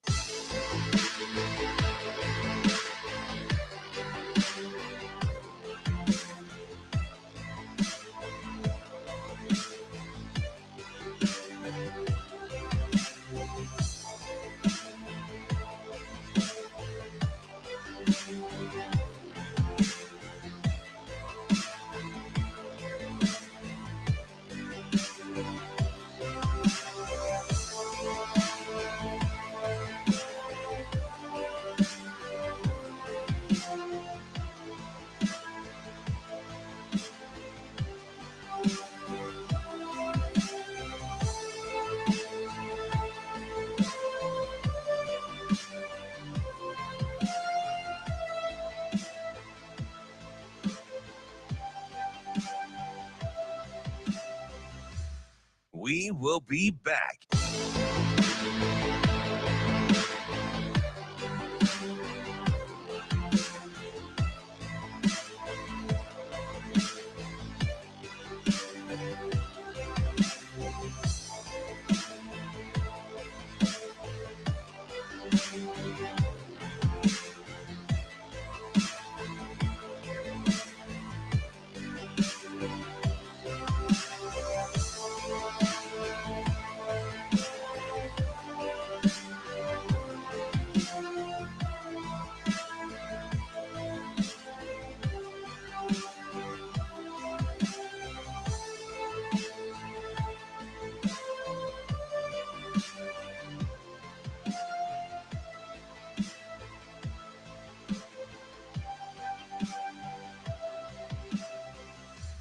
We will be back.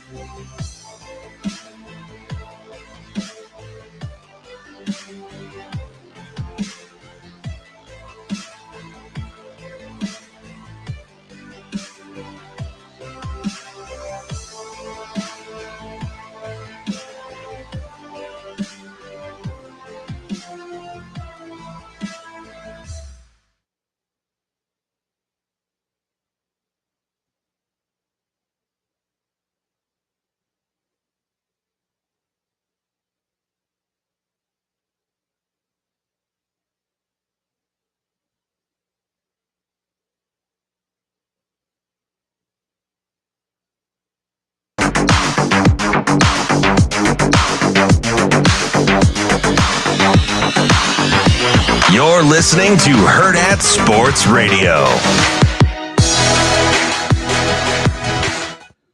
Welcome back. We're here on Hurrdat Sports Radio, AM 590, ESPN Omaha, ESPN Tri-Cities. Looks like I'm in the stream all by myself because DB got kicked out again. All by myself. On the pillar exterior Shane, do you want me to come back in? There's just a lot of me on the screen right now. I think there was a song written about this entire moment right here. Tells me to. It's a little much. I'm boycotting Sasha. You can do whatever you like, Damon. Yeah, for you no can reason. do whatever you like. I just totally made that up. Yeah. You know, I'm a big TI guy. You know who we're not, I like TI. Me you know too. who we're not boycotting? This Even though guy. it seemed like he maybe was boycotting us a little bit. I feel bad for him. He had some other stuff going on. Is our guy, the one and only Andy Keneigh. What's up, AK?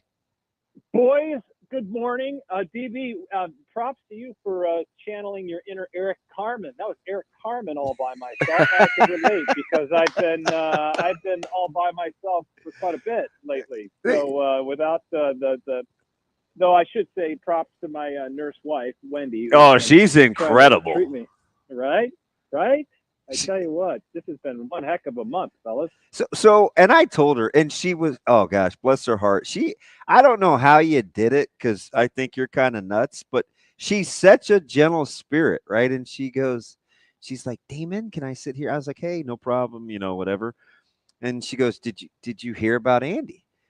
And she tells me the story. And after I got through the shock of how you were like flirting with something very, very serious, all I could think of is what a ding dong.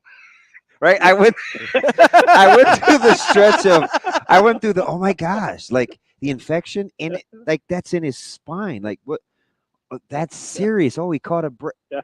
I'm like, wait, who thought that was like a strained back for 3 weeks? Right?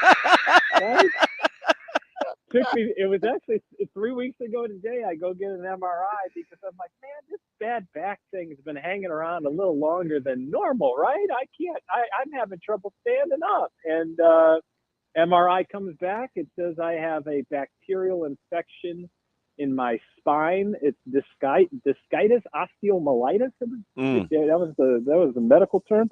And the doctor basically said, I was like, hey, can we start this stuff on Monday? Because, my daughter's graduating from Westside over the weekend. I'd love to see it, It's just we only graduate high school once. And he goes, you got to get to the hospital now. Yeah. We have a room for you now, Same. and we got to start treatment now. So I was like, oh, okay, so this is serious stuff. So I watched the graduation off the stream, and that's why you were one short, and you were kind enough to have Wendy and the fans. Yeah, that's cool though. That daughters held it down for you. Like, they love their dad.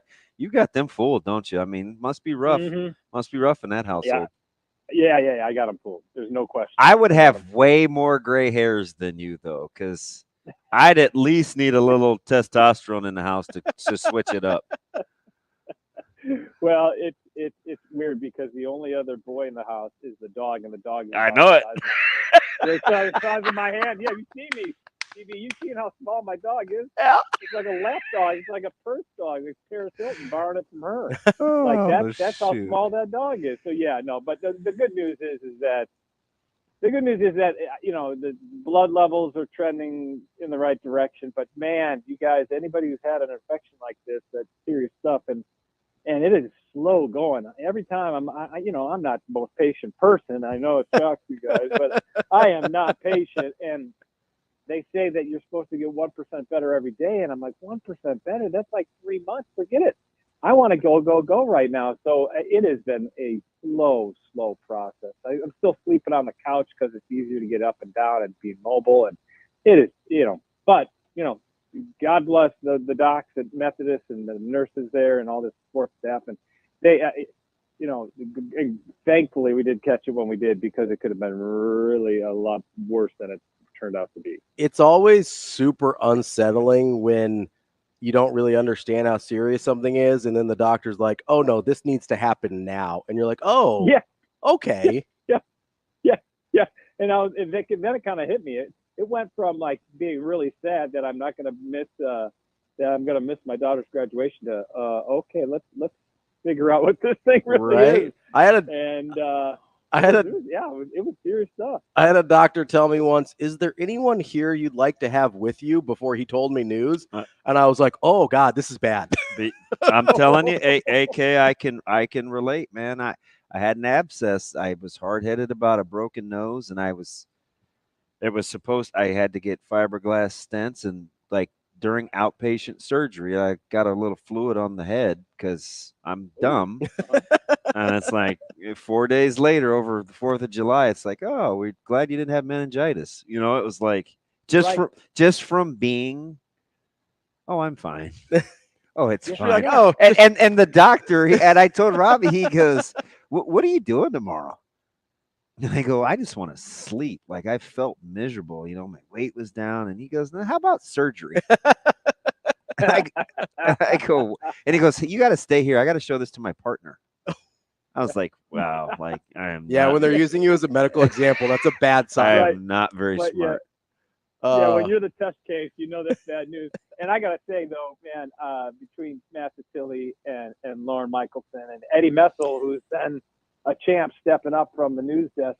Eddie Messel's a new guy at our place, but people in Lincoln have noticed him at 10-11 over the years. He's a news anchor now for us on the weekends. So Eddie has obviously a sports background, so Eddie's been filling in as well. So, they may never want me back at this point, because they're not missing a beat. They, Tilly was down with the baseball team down at Stillwater over the weekend, and obviously it didn't turn out the way we wanted to, but it was cool that he got to experience an NCAA tournament in person, and now we're gearing up for College World Series, and geez, that starts next week. How many times have you answered the question, what should the expectation level be for Nebraska baseball? Yeah, it seems like it's every year, right? It kind of does. Yeah, but I will say that this would be the baseline in terms of not necessarily winning the Big Ten tournament, but obviously being competitive in the Big Ten tournament. I think you just got to get to a regional and be competitive in the NCAA regional. And I just think maybe looking back on it, it just there's a lot of factors. I think I think they ran out of gas a little bit after their run in Omaha. And their pitching just let them down. But give credit. I don't know if your pitching let him down or did Florida bats just start swinging it. You know what I mean? So it's kind of a give and take. Maybe it's not as much of a negative against Nebraska as that. Hey man, Florida's pretty good, and they're finally finding themselves because they've got all American talent on their team from top to bottom, and maybe they're just finding the right formula right now. And so maybe you tip your cap. Sometimes it's just that, but at least Nebraska gave Husker fans a reason to cheer in the spring and were relevant into the first weekend of the tournament. I think the next step for this team is to get in a position where they're hosting, because obviously we've seen how important it is to be a tournament host on that first weekend. Now it doesn't always work that way. You look at Arkansas, you look at East Carolina losing at home. And that East Carolina, that's one silver lining in all this. I've watched a lot of college baseball over the weekend, and that East Carolina, man, for Evansville to do what they did, to go into that environment and win that regional was something else, because that is one tough place to play. That just looks so intimidating just on television. I can't imagine what it is like in person, and to see Evansville go in there. I mean, that's their moment. Obviously, their season will likely end in 2 games in Knoxville this weekend. But did you see Van Horn's presser in Arkansas? I just bits and pieces. That is a surly bunch, boy. They are not happy. Well, and their fan base too. Yeah. Arkansas baseball fan base. Ooh, boy. Yeah. I mean, they were tough on Nebraska there a couple years ago too. There was zero love. I remember Mojo Hagee just nothing nice to say. Mojo, but it was great because he was dishing it back, right? It was awesome. Mojo Hagee, that was one of the great names for the past. Yeah, Arkansas baseball, that's serious stuff down there, and you don't get out of the first weekend when you're hosting. That's bad news down there. Andy, do you get the sense that Nebraska baseball's been better over the last decade than maybe people realize? I think they've made 6 regionals. I was trying to make that case. I don't know how you feel about that, though, AK. Am I a homer? I think they've made 6 regionals in the last 9 years, not including COVID. That's probably not too far off from where they should be, right? Right, I think so too. But I think people glom on to the negative. I think that's a tendency for a lot of fans. They'll glom onto the season where they didn't make the Big Ten tournament, and then they'll say, well, they haven't gotten out of the first weekend. One of those deals. Now, if they would have gotten out of this first weekend, I think this discussion is totally different. Where I think there's a more positive spin on in recent history. But I think right now they're in pretty good position. The big question is, who do they maintain and who stays in Lincoln and who are they able to acquire and who moves on? And I'm never one to say this guy should stay, this guy should go. Obviously, DB, shoot, you know this drill. You've been in this position. You've got to do what's best for you in your future. So, I get a little hesitant when I'm trying to tell people what to do because it's their life. But I think it's a fascinating and interesting discussion and a multifaceted discussion now with NIL and the ability to make a little bit of money while you play the game you love for another year at the college level before you move on. Because we've seen now with the new draft rules and the shortened draft that you stay in college and maybe the college game is strengthened. I think that's the case. So it's not it isn't always. Some may say it's a negative that you have to go start in Class A or rookie ball or whatever, but you stay another year in college. That's not that's not necessarily a negative as maybe it once was, 15, 20, 25 years ago. That's Andy Keneigh from KETV. AK, glad you're starting to feel better. We'll talk to you again soon. Boys, great to talk to you, man. Have a good week. Thanks, AK. We will be back.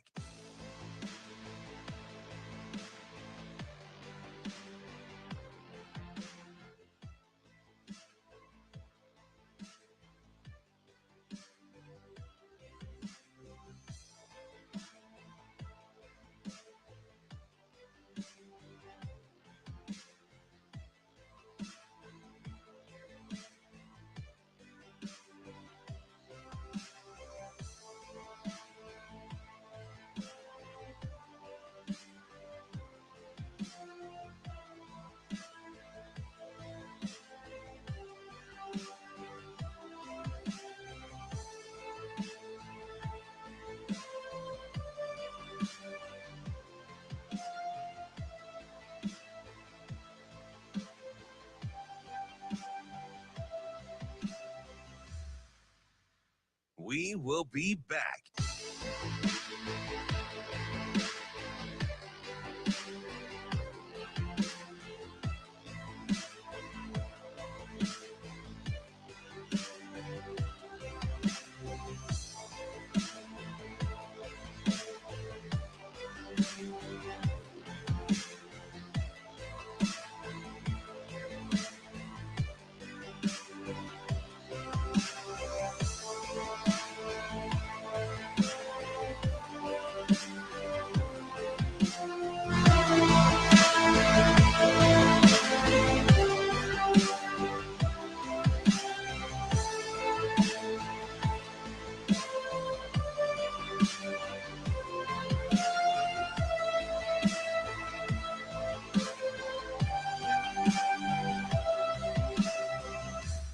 We will be back.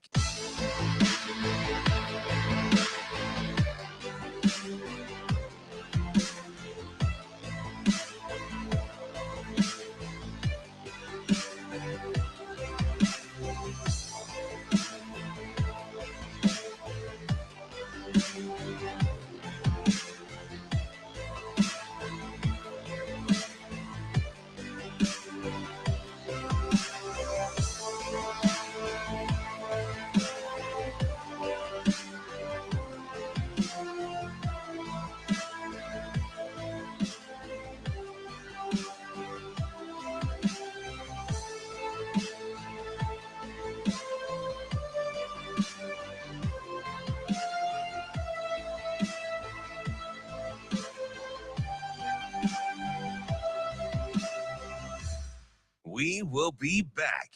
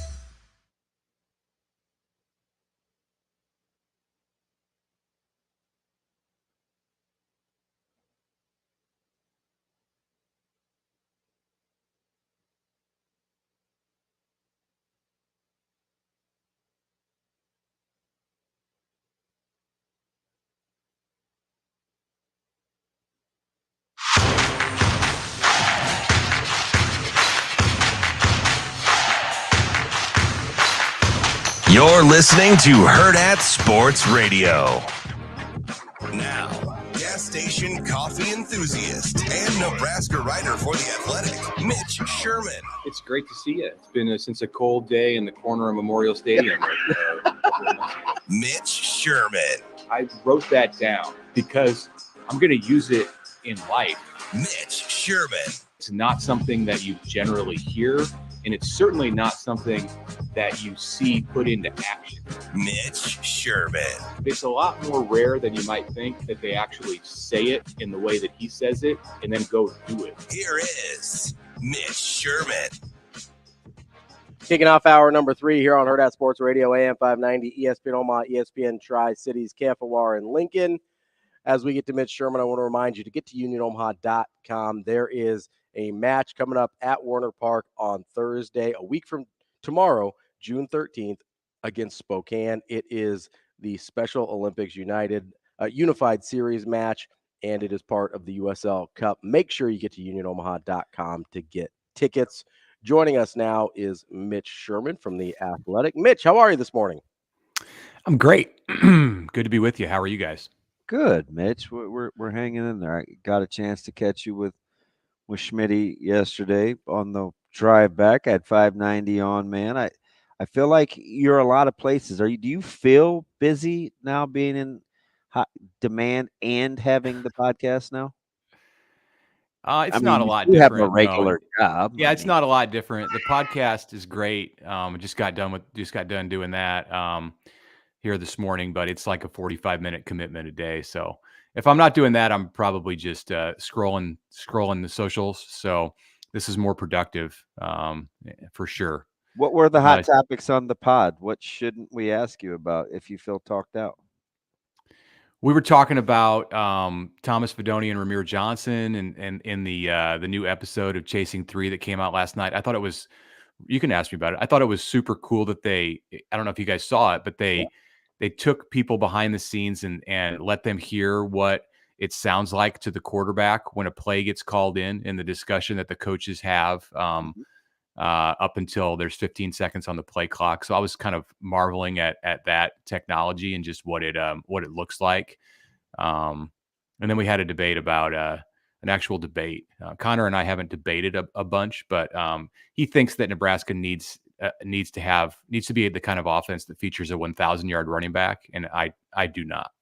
Let me ask you something about the play calling and hearing that, because this is something that we don't really talk about a lot because I don't think we like to criticize. And I also think that there have been times Coach Rule has addressed it directly in his press conferences with young quarterbacks and inexperienced quarterbacks. And he listened to those play calls and then the stress of a team that hasn't won a lot of one-score games, timeout, situational management. That's clearly a part that's got to get better for Nebraska, right? Coach Rule said, listen, we got to get better in game too. It's not just about having better players. The staff's got to get better too. Do you find yourself, was it more, less complicated? Did you empathize, sympathize with the play call, what has to happen, the weird situations that Nebraska found themselves in? Or were you like, you know what, this is just coaching, right? We do have to get better with some of the in-game stuff on the fly. Well, I think they have to be careful about exactly how it's used, because it could become something, and I'm talking about like the coach to player communication with the new in-helmet system. It could be something that weighs a little bit heavily on a young quarterback. And if you, and it's good that if Nebraska is turning to Dylan Raiola here, it's good that he's starting his career with this, as opposed to like playing 1 year with the old system and then you bring it in year 2. So that's nice. But I will still say, you don't want it to be talking to him. You can talk too much in that moment. I think they need to be clear and concise, and of course not saying everything that they're thinking, the coaches. I mean, there's a massive amount of information they could be trying to give him about what they see on the defense as it lines up, and just last minute advice and instruction. But it needs to be minimized. And I'm sure all coaches are going to go through a process, and have started to already, because they've been using it in the spring, of determining what is the right thing to talk to the quarterback about in that moment, and what probably just needs to be held until he's on the sideline or it's the week after the game. Mitch, how helpful do you think it is to have somebody like Glenn Thomas with an NFL background who kind of understands that a little bit more, or at least understands that process of when you're communicating with the quarterback and how much to communicate in real time versus coming back later? Yeah, he's been doing it with the Steelers and the Falcons, earlier in his career. So it's not going to be new to him. And of course, Matt Rule, it's not a new thing to him either. So that's all beneficial. And I think that, what I mentioned a minute ago about finding the happy medium of talking to them enough, but not too much, is going to be easier for Thomas and Rule and Satterfield to master because they've been in this spot before. Maybe for a coach who hasn't, you get through the spring and you do it a certain way. And then when the stakes are raised in September, all of a sudden they want to say a lot more, and they find themselves, even though they were prepared, having a difficult time, keeping it to the stuff that's going to benefit the player in that moment. Mitch, we were talking to Brian Christopherson a couple of weeks ago, and he was doing this, the most indispensable 24 in 2024. And one of the guys that I felt like was kind of going to be underappreciated or kind of considered an afterthought was Thomas Fidone. When you look at kind of what he could mean, the intermediate passing game, a quarterback's best friend, he's experienced. Not to ask a leading question, but where would Fidone be in that conversation for you? Do we think enough about him? Are we dismissive? Is he underappreciated? Or are you like, yeah, you know what? Like, this guy's going to be critical. I put him near the top. I don't think in my view, he's not underappreciated because I appreciate what he brings. I think he's a huge part of what Nebraska needs in 2024, not just from the production side of it, but now that he's been in the program for as long as he has, and he's been through the injuries, which make him infinitely more experienced and wise to the ways of how things work in college football. He's a huge part of the locker room and the mentality that Nebraska wants offensively. There's all kinds of stories about Fidone that Matt Rule has told and that I've heard through the years. The one that's sticking in my head right now, because I heard Rule say this in the spring, is about a conversation that he had with Thomas after the 23 season. And I think it was something along the lines of, hey, you caught, it was around 30 passes last year. That's really good. And Thomas, his response was like, no, it's not. It's not like, it's not who he wants to be. I mean, he has extremely high standards and they haven't changed because he's had 2 ACL tears. That's only emboldened him to be even better. So all of that put together with where they're at in this offense and what he can bring for the quarterbacks, it makes indispensable is like the perfect word for him. And of all the skill guys on the offensive side, I might rate him number 1 among indispensable players. Aside from the quarterback. Remember looking at those lists? I didn't see. So he had asked some of the folks like on the board, obviously, and then he was going to do his, but there wasn't one list out of the first 13 or 14 that I scrolled through that had him above 8. Oh, again, once you get past the quarterback, I thought it was weird. I think I saw him at like 3 or 4 on one, but most of them, you're right, they were. I was like, gosh, I think we take him for granted. Yeah, we've been watching him play for a long time. Like we want more, but I do think he's got a chance to be pretty good.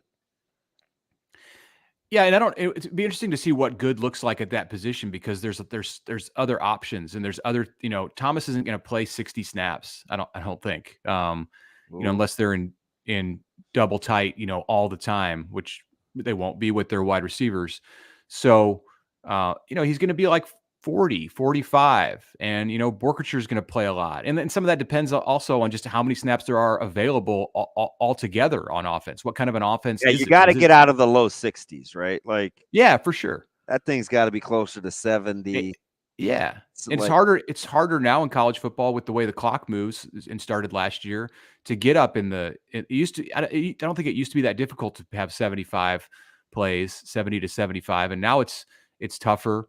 And it makes things different for a guy like Fidone, who isn't at a position where you play every play. I mean, if you're the center or the quarterback, I mean, you're going to play every play, but tight ends and the way that they want to use them, it's a different challenge. And they're going to want to get Carter Nelson into the game. Maybe not at traditional tight end, but some reps there. They're going to obviously Nate Borkercher is going to play a lot. Good player. So yeah, it's still though indispensable. Even if he's only playing 40, 45 snaps, indispensable like that. That's Fidone for me.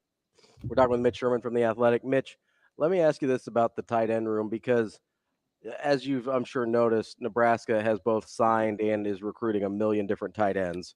Apparently most of them from the state of Nebraska for some reason, because I guess Nebraska just has a plethora of 6 foot tall, 220 athletic guys running around in high school right now. That's what it looks like.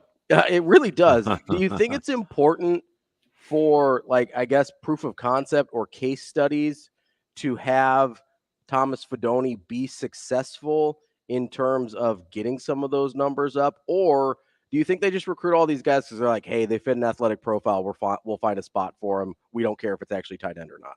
Well, yeah, it's different. It's like 2 different positions or 3 different positions. So like Eric Ingerson plays a different position than Carter Nelson, and they're in the same recruiting class and they're listed at the same position, but they're not going to use them in any way as the same kind of player. I mean, Lindenmeyer, like, he doesn't play the same position as Thomas Fidone. They can do some of the same. Guy that's going to play a lot. Yeah, right. He's going to play a lot too, and he's going to do different things than what Fidone does, even though they'll have some crossover in that also. It's important for Thomas Fidone to have a good season. It's important for Nebraska for Thomas Fidone to have a good season and have some numbers and be a big part of this team. I don't think it's important for like the overall movement of the program and where Nebraska's at and its ability to continue to recruit these athletes, these great athletes in the state of Nebraska who play tight end, for Thomas to have like X number of catches. Like, it's going to be a productive position for Nebraska. That needs to happen, but it doesn't all have to be Thomas. Like, if another guy like Ismail Smith Flores, like if he kind of emerges and turns into like a red zone guy and catches 5 touchdowns, like, that's fine. Like, if Carter Nelson is a Swiss Army knife and does various things for Nebraska, that's great. It doesn't need to be one guy, and I think it's probably beneficial if it's spread around.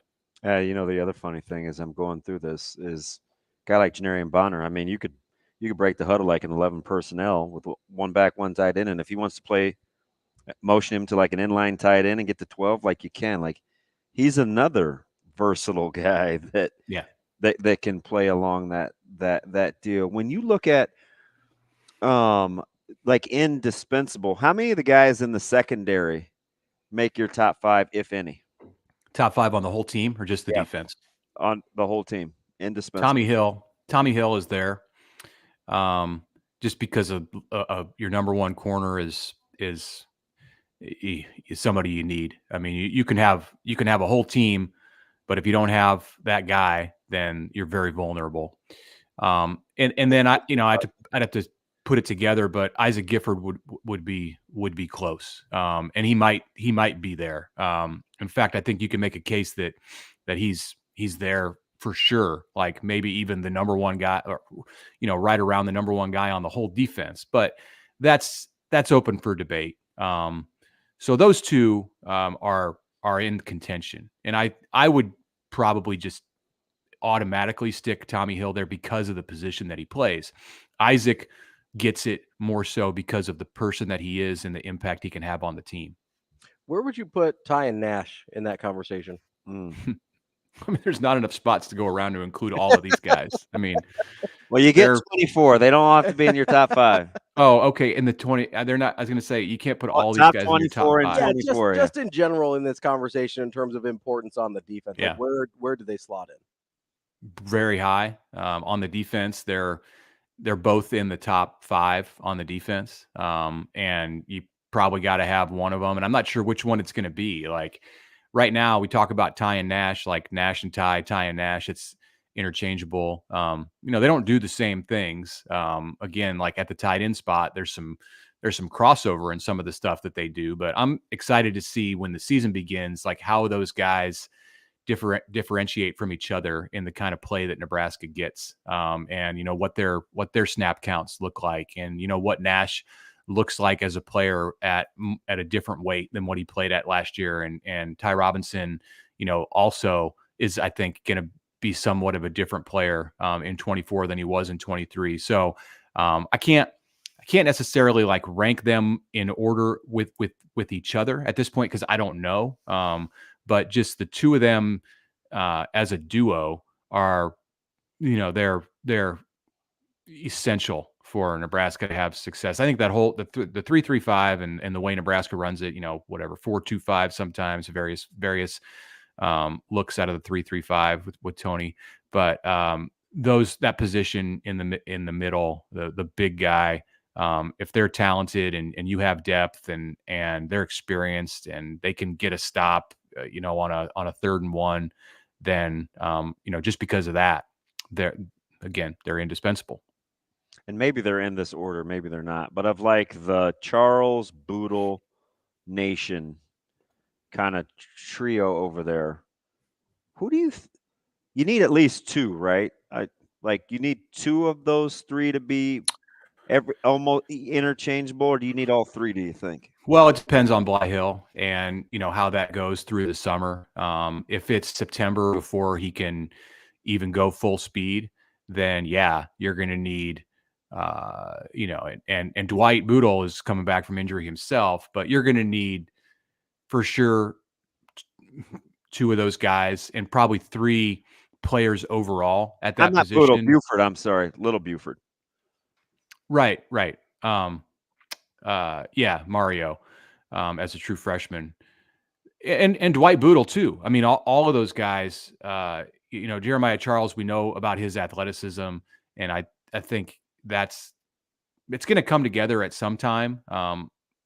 And it'll be interesting to see if he's just not experienced enough where you can count on him right now to say, all right, he athletically he's got it, but can he just step in right away? Like, okay, Blyhill goes down. Who's next up? All right, Jeremiah, get out there. Like, yeah, he's going to handle it athletically, but is he going to know what to do all the time? And could he be a liability because of his inexperience? And then the others that we're talking about here with Buford and Boodle are also inexperienced. So maybe if that's the case, you have to take something away from that safety group and put Malcolm Hartzog back at that spot. But I almost put Hartzog in I almost put him in my top 5, but he certainly makes my Fedoni discussion where it's like, I think we know too much about him, and he's underappreciated. We boxed him in, but we need him to be really, really good. He's bigger, he's stronger. I think he's faster. He looks fantastic. Like, he's pretty underappreciated because he's a borderline football savant. Yeah. And, there were times last year where I think he got just kind of,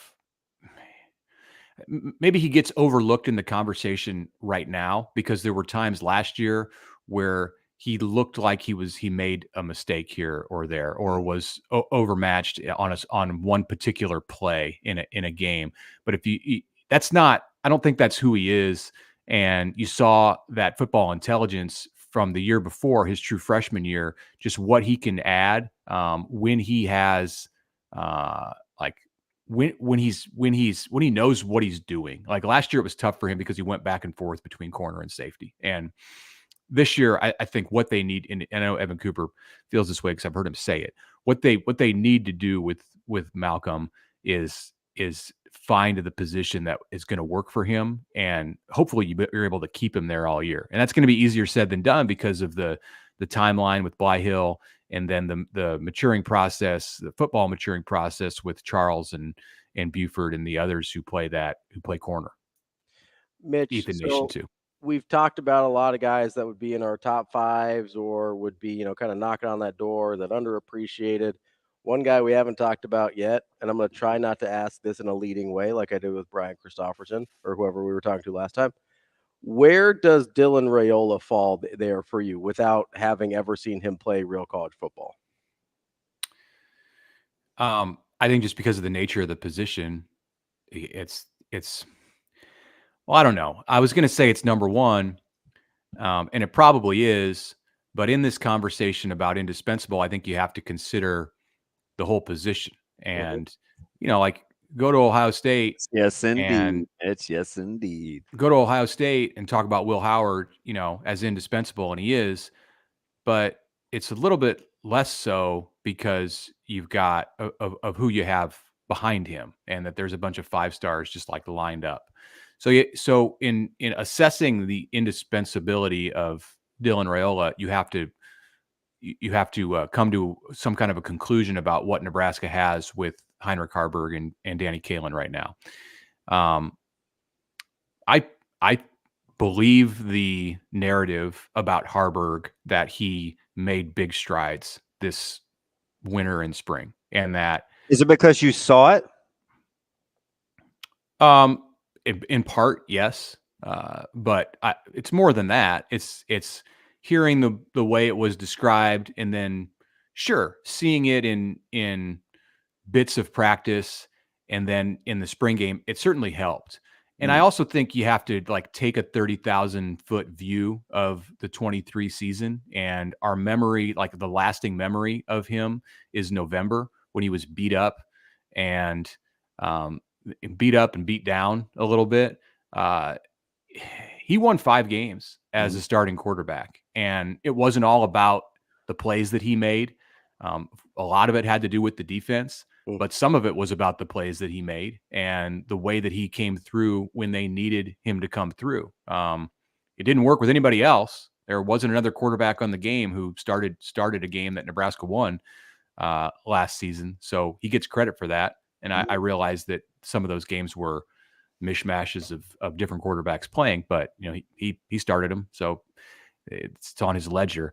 It's a combination of things, but a lot of it does have to do with just the way that I saw him throw the ball in the spring game. And I think he's a different player than he was last year. But I also think that when it all shakes out, there's going to be a gap between Dylan and everybody else, and that his tools and everything that he brings are on a different level. So even with a valuable player and somebody who you could rely on in Heinrich Haarberg, when you have a difference maker at quarterback, I think that just by the nature of it makes that player the most indispensable on the whole roster. That's Mitch Sherman from The Athletic. Great stuff as always, Mitch. We appreciate your time, and we'll talk to you again soon. Thanks, Mitch. All right. Thanks, guys. Reminder before we get to our next break, get out to Warhorse Sportsbook either in Lincoln or at Horseman's Park in Omaha. We've got Belmont Stakes coming up this weekend. We'll talk to our guy Big A on Friday, see if he can handicap things a little bit for you. Once he does, though, make sure you get over to Warhorse and see if you can get a little winnings for yourself. Maybe have a nice little pocket money for a summer holiday you're going on if you're able to get those big wins. Hit warhorsecasino.com/sportsbook for a full list of details and house rules. That's Warhorse Sportsbook. No bets, no glory. More Hurrdat Sports Radio coming up next. We will be back.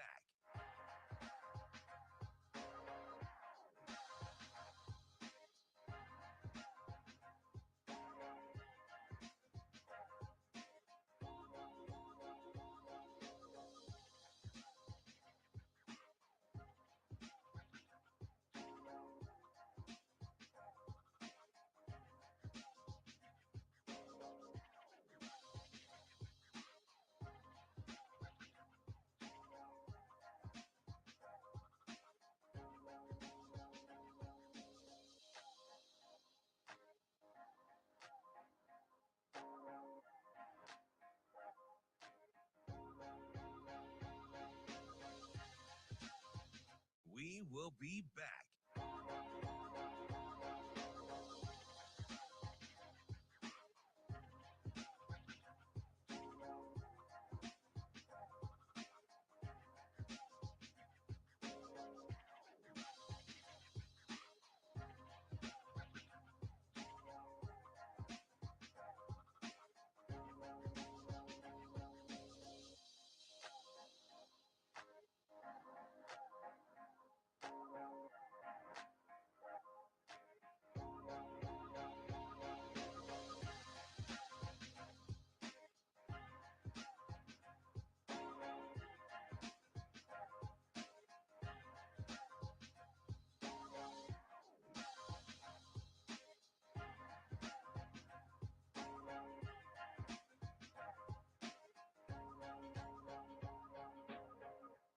We will be back.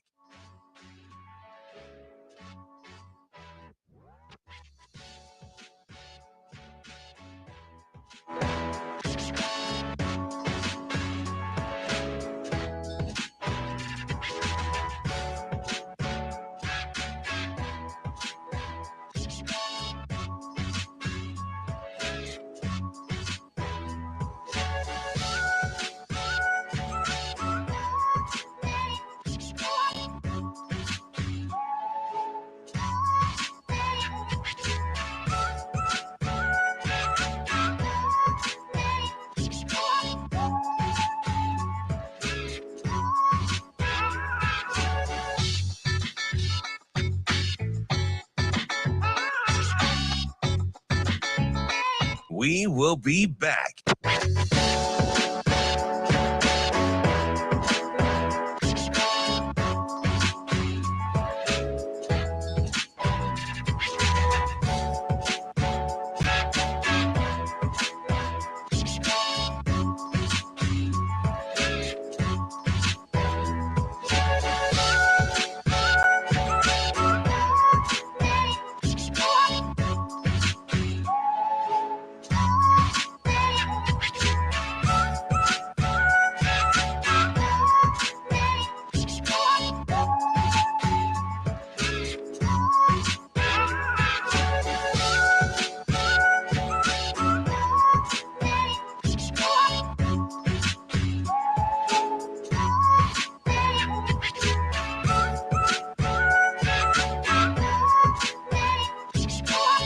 We will be back.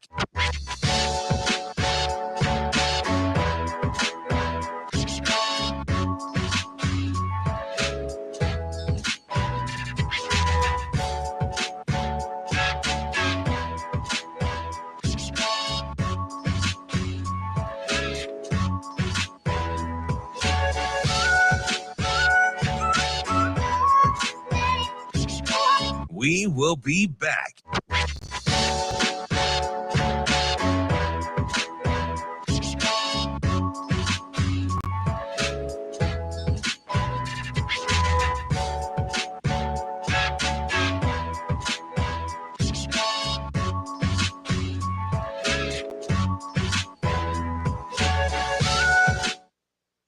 You know what I'm talking about.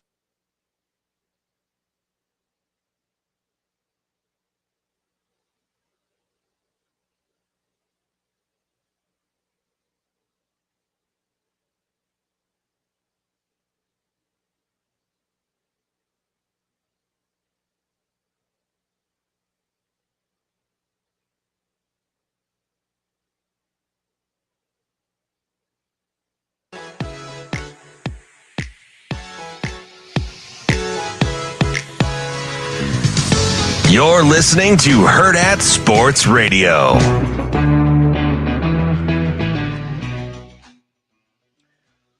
We are back here on Hurrdat Sports Radio, AM 590, ESPN Omaha, ESPN Tri-Cities, KFOR in Lincoln. We're live on Twitter, Facebook, YouTube. That's DB. I'm Ravi, Lulla, and we are live on the Pillar Exterior stage. And we've had some really good conversations this morning with BC, with David O'Neill, Mitch, Andy Keneigh in there. Good to hear from our guy AK. He's back. He is back. It was no pun intended. I see what you did there. I didn't say his. I said his. Oh, you got to be careful with those vowels there. You know, you get those mixed up easy. You're going to lose a game of Wordle like that one of these days. I never got into that. So I don't play a ton, but my mom sends me her score every day. Whatever she. Oh, she's a Wordle. Yeah, she loves the Wordle. She likes connections. She likes all the little New York Times games. So that's how I get my Wordle game right. I got a little addicted for a while, where I would do, because there's Wordle, and then you can do, there's like a bunch of different variations, and so you could do these all day if you wanted to. I kind of got lost in the weeds on them a little bit, so I had to all day. I had to pull back, had to pull it back a little bit to not waste half my day doing word games on my phone. To this day. We need to pull back. To this day. What are we pulling back? I don't have any idea. I don't even recognize what we're doing. Surprise, surprise. Okay, so this is dumb, and I don't really have a reason for bringing this up, except for I saw a video on Twitter the other day of Christian Yelich hitting a bomb. And it kind of reminded me of, hey, remember when Christian Yelich was like the MVP of the league and hitting like 40 home runs a year? Oh, Yelich. Back in the day. He was on steroids, right? I think he had a hard time staying healthy. Like Yelich was, I don't know, he was going to be a stud. He's got some like Brady Anderson level outliers here, though. It's a little hard. He's a career 290 hitter, though. Okay, but I'm talking power numbers. Yeah, now that, maybe. So, like his home runs, he had the back-to-back years where he hit 36 and 44 and then hasn't seen it since. Has only cracked 20 one other year in his career, and that was before. And 18-19. Why are you on Yelich? Is it just because they only scored one run last night? No, it's because I saw him hit this nuke on a Twitter video a couple days ago, and I was like, oh, I wonder how many home runs he has this year. And I look up, and you're like a whopping six. And then I look at these numbers. I knew he had fallen off after his first couple years in Milwaukee. There, he's had a really hard time staying healthy. He did that one year, but he's gotten over 400 at bats the last 3 years. Yeah. Is he your Major League Baseball Bo Jackson? No, I don't think he's overrated. I don't think he's Stop trying to find a way to weave in Bo Jackson, Shane. Yeah, not everything's about that. Yeah, Shane. He just like I want to keep saying his name. I look at these guys sometimes, and I feel like we just kind of ignore it when they have these crazy outlier seasons, and I'm just like, okay, that's not normal. That is kind of random for you to pick that on. Yeah, I don't know what it was. It just was I looked at it and I go, okay, these are some of the weirdest. Like that 2-year stretch in 18-19, there is only all-star appearances. He was an MVP and an MVP runner-up in those years. He led the league one year in average, OBP, slugging, and OPS plus. The other year, the only one that he didn't lead the league in was on base percentage. He had a 2-year stretch where he was the best player in the league. It sounds a lot like Bo Jackson. And he got paid too. He was never and that's why I think it was steroids. He got paid. Because how many times have we seen a guy puts up career numbers, career years, kind of does that little juice, and then backs way off so he doesn't get caught and keeps getting paid? I'm just trying to figure out how we only scored no runs last night. Well, No, I don't. That's true. With the best lineup money can buy, you'd think you'd be able to. You can keep saying that. Normally what it is. Normally I would see Dodgers home run by this guy, and then I just didn't see that. I don't know why. It's because they didn't score any runs, Shane. Oh, Diamondbacks need to keep playing the Giants because I think that's 4 in a row for them. The Diamondbacks? Yeah. And don't look now, but and you said this earlier about the Phillies, and I get it. That record is pretty fantastic. The Yankees have 43 wins. I don't know how that staff is doing it. I don't want to talk about that. But you're winning. You're winning it. No, they're really good. They're playing really good. I don't know that's not a pitching staff that I'm like, yeah, I feel really good about that in October. Yeah. So I can't play. And Schmidt's on the IL now. So I can't play Pirates highlights when the Dodgers lose, and I can't play Yankees highlights. No. I can't do Yankees highlights either. Context matters.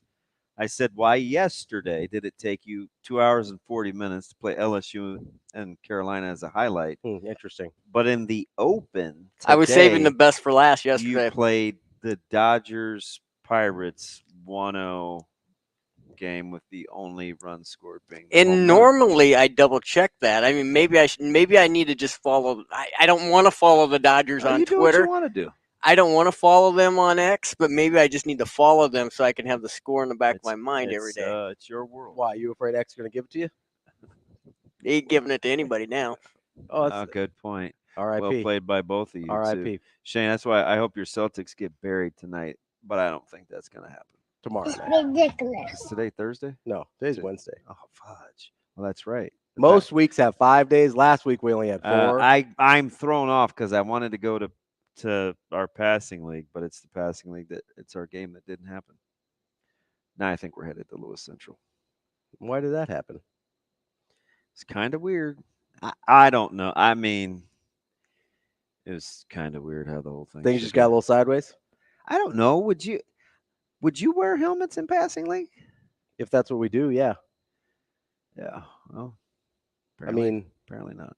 I feel like so. If I didn't play football really ever at a high level or anything. So like besides a little bit of youth here and there, but I would imagine if you're a quarterback, you're a wide receiver, you see the ball differently through a helmet than you do without a helmet, right? Yeah. I mean, that seems like pretty common sense. There's some stuff in front of your face. There's some peripheral, interference there. So if I'm trying to get better at passing and football and things like that, that seems like a really easy way to make it more translatable. I don't want to pretend to know the context of why. That's why I would wear a helmet. This particular school didn't want to wear helmets. Yeah.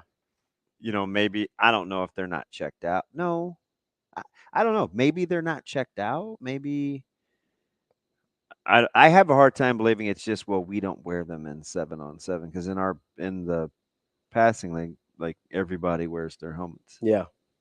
I mean, listen, you already have enough issues translating what you see in 7-on-7 to real games. I don't know why something as simple as wearing a helmet would be something you wouldn't do. I think we found one though. I think it's it'd be Westview and Lewis Central. How hard is it to okay, let's say that they don't have helmets checked out. Like, is that a difficult process? I imagine it takes some time. Probably. It depends on how well your equipment room's organized, but you could probably do it in an hour. Okay, so not a big lift. No. Okay. So not a good reason is what I'm asking. I just asked. Schaefer's got boots on the ground. He's watching prepping Bellevue West. And they're in helmets. Yeah, I think everybody else is. I would guess. I think so. I think every time I see it is. And I'm being serious. Like I don't know. I know there's some of the 7-on-7 leagues you see, like whether it's on the internet where they or wear like the matted things. They wear the. I can't remember what we call them, but we wear them. They look like turtle shells. I don't know.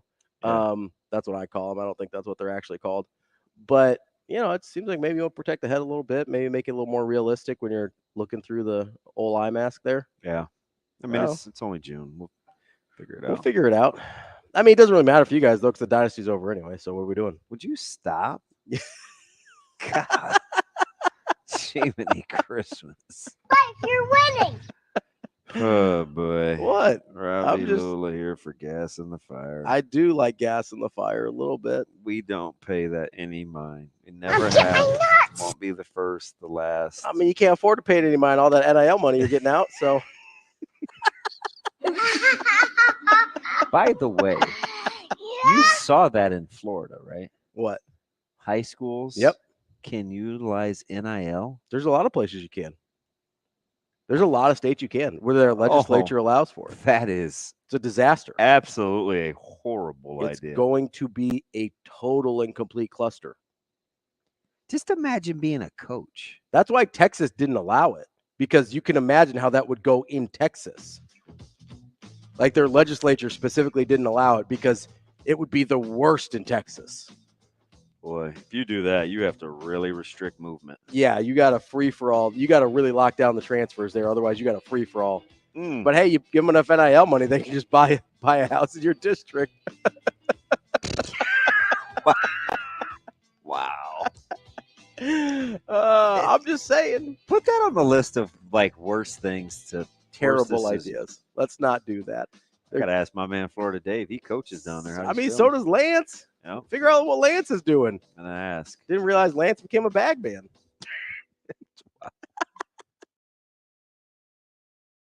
We will be back.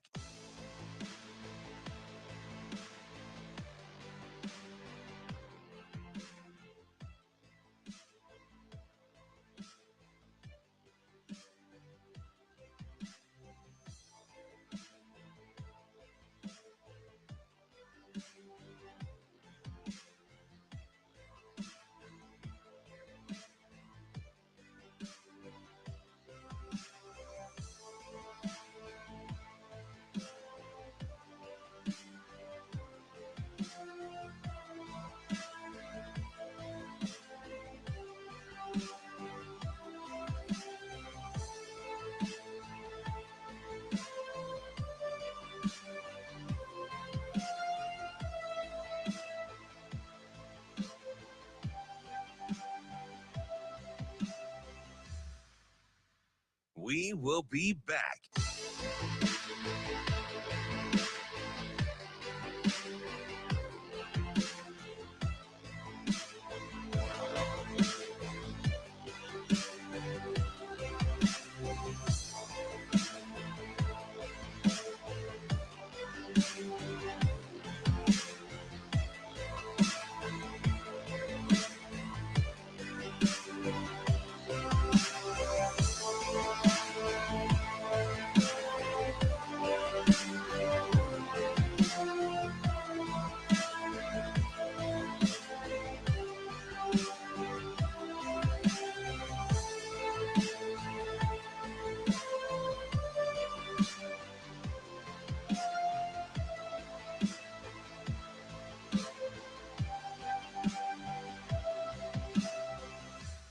We will be back.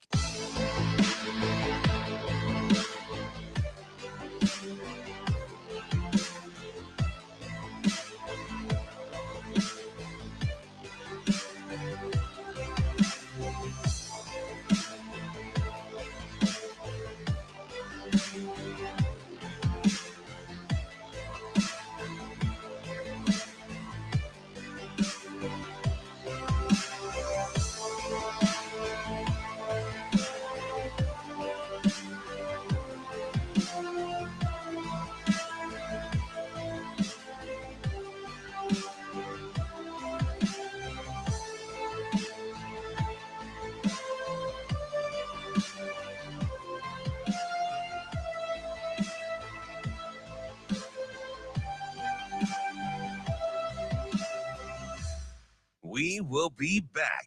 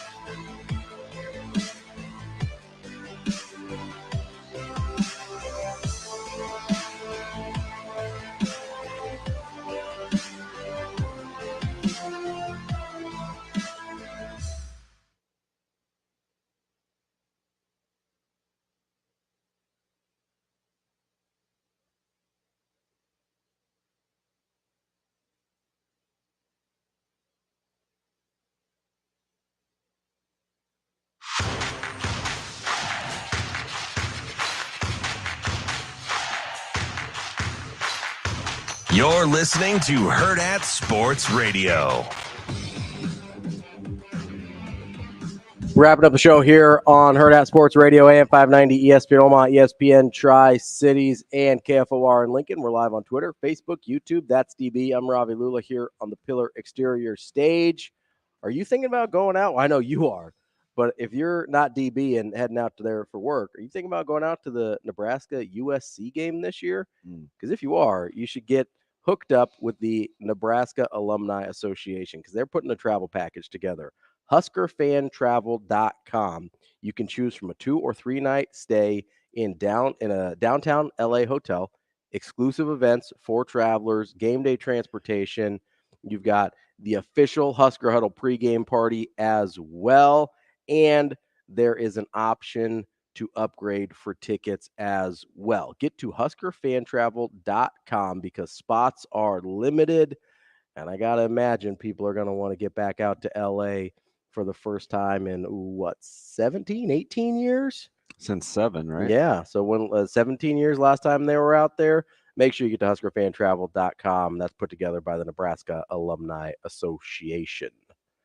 There's going to be some fun road trips. I know it's a little bit more work for a lot of people, but it's some cool venues at the very least. Yeah, like I don't have any problems now, like separating Nebraska from USC, because those are by far and away my 2 favorite teams. I mean, Nebraska's there's a gap though now. There's always been a gap. Yeah, I just would rationalize SC in my head. I don't. Not anymore. Nope.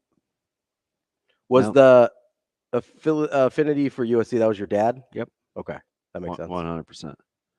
100%. You like some of your LA teams out there too. I like I mean, Lakers, Dodgers, SC. Not a big Clippers guy? Nope. Pittsburgh, Steelers, Penguins. Not a big Kings guy. 2 cities. All my teams. Where did Pittsburgh come from? Just anti-Dallas in my house. Okay, so your dad was a Dallas fan? Yeah, I used to work for him. Everybody in my house is a Dallas fan. My brother was, my sister Kim is. So you're just being a contrarian? I mean, I'm young, I'm impressionable, I'm 4, 5. I'm like, you're young ridiculous. And you're black and your hat's real low? Yep. That's why I don't like the Royals. Everybody liked the Royals. Give me the Angels Dairy Queen Cup or the Dodgers. I don't like the Royals. I took the other blue and white team. So you were just that guy? Yeah. That's because there was like 75 of them sitting on the shelf, and there was only I'm one. The youngest of 5. And there was only one Royals one left. You didn't want that one. You're like the kid. So every once in a while, I'll go to a sports bar to watch a game or something. Mm-hmm. And there was one several years ago. So I'm watching I think it was the Raptors Warriors finals, right? And speaking of which, I need you to put some peer pressure on my guys to not go to that other place we were talking about to watch that finals game. Yeah, let's put some peer pressure. I mean, it's fine, but I definitely if they're like, we don't care, that guy wasn't coming anyway. But if you ever wanted me to do that, don't pick that place. Yeah, no, I don't really want to go there either. But I kind of got outnumbered a little bit, so if we could bully them together, put your foot down. There's so many other that I don't have to drive downtown for. Yeah, I'm not trying to do that. Yeah, it's whatever. Anyway, you're like the kid. So I was at a bar watching Warriors Raptors, 19, I guess, with a couple of our guys with DeMarinis and Padilla, and then my guy Jake that coaches out in North Carolina now. And there's these kids that clearly have no rooting interest. They just see that we're rooting for the Warriors, and so they decide to be. That's what I remind you of. When those stories remind you of I'm just doing it because nobody I'm just going against the grain, even though you have no affiliation with Pittsburgh. It's just, nope, not doing the Dallas thing. We're taking a 180 and getting out of there. And I like the colors. There's lots. I like Carolina because of the color scheme. That's a totally fair reason. And plus, coming home from church on Sundays as a kid, they're on television. It's 80. Yeah. 81. Yeah. Oh, I'm watching that on NBC all day long. Carolina or Pittsburgh? Carolina. Yeah. But I'm just saying, James Worthy things that Sam Perkins was my favorite. Yeah. His sister, he had a nephew that was playing in the Adidas class championship 2 years ago that I met. Mm-hmm. And I can't remember who put 2 and 2 together. It might have been Oklahoma Tyler or somebody like that. And he's like, hey, that's Sam Perkins' sister over there. Did you start to fanboy a little bit? Yeah, I ran over there. And she's like, oh, hey, I'm talking to him right now. So then she gave him the phone. As God is my witness. So you got to talk to Sam Perkins? Yeah, on the phone. I said, hey, I apologize. He's probably like, man, this dude's an idiot. You're like, what's happening right now? But he already is different. Yeah. Right.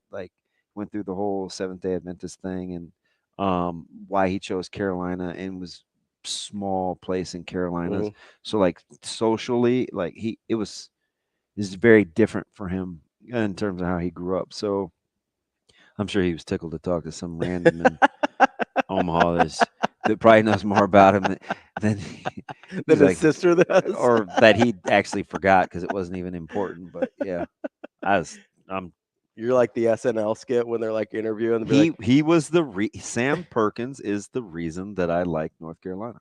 Well, and the Baby Blues.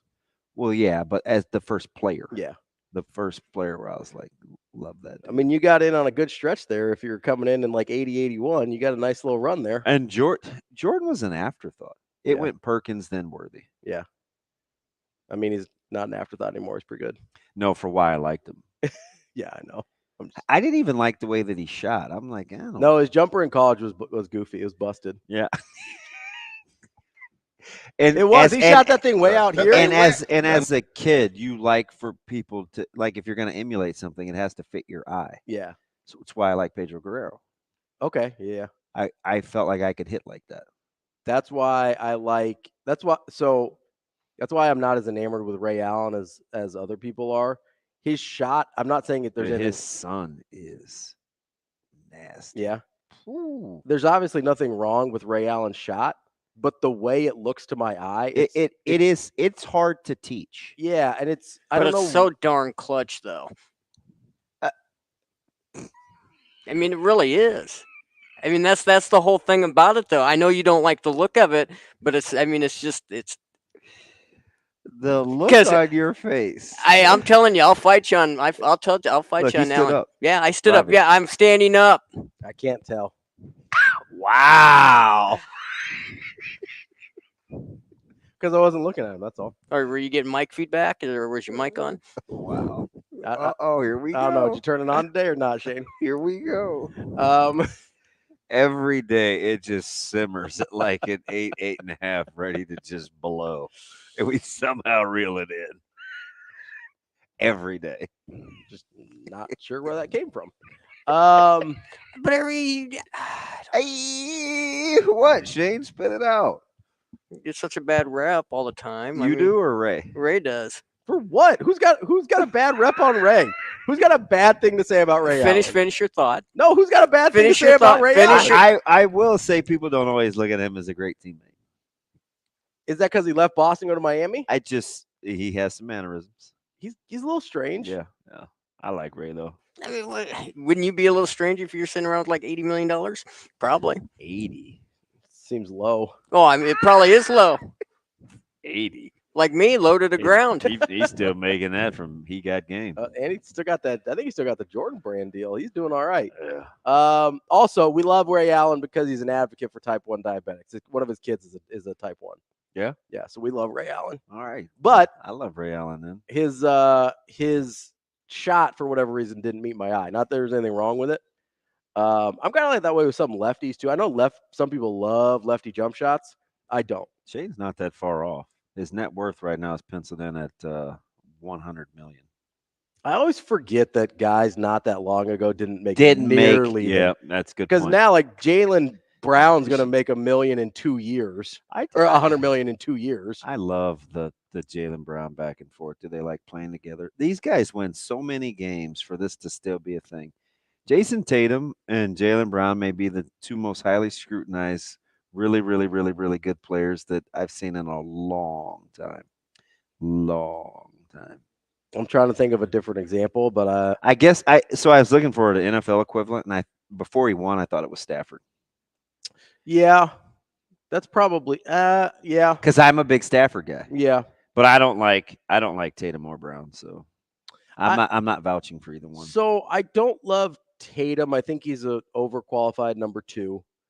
And whoa, yeah, what? Yeah, I think he's an overqualified 2. Hot take? Oh yeah, no, it's definitely a hot take. It's not even my hottest take though about that. What the?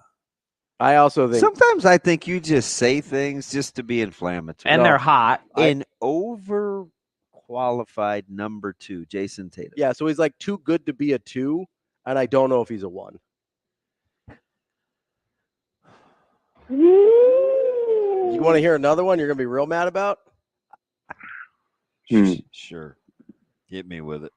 The better version of this, same thing. Kevin Durant. Okay. Overqualified 2. Okay. Look at him as a teammate. Look at him as a teammate. Look at him as a teammate, and then look at the only place that he's ever won. So we're not really talking about his skill set. We're talking more about the skill sets are unreal. Yeah, but to be that guy, you have to have more than the skill set. We're talking about the intangibles now. The 4-year run where he was the league scoring champ and won 2 MVPs. What are we talking about? I'm talking about win titles. Okay, because I'm talking about winning titles. You better get into KD's heart. I get it. Coach killer, can't get over the top. I'm happy. I'm even the guy that made fun of as the player of the year in college. He couldn't get to the Sweet 16. Happy. But his hardware, that's fine. He's an incredible individual basketball player. How many scoring titles does KD have? Minimum 3, probably 4. How many titles does he have where Steph Curry was but there? I don't know about the whole overqualified number 2 thing. What's he won without Steph Curry? What has he won at any level without Steph Curry? That definitely needs context. What has he won at any level without Steph Curry? Overqualified number 2. Just saying. Wow. I think I'll be back at tomorrow. Any level. All right. That's DB. I'm Ravi. It's Hurrdat Sports Radio. See you. Have a good day. Love you.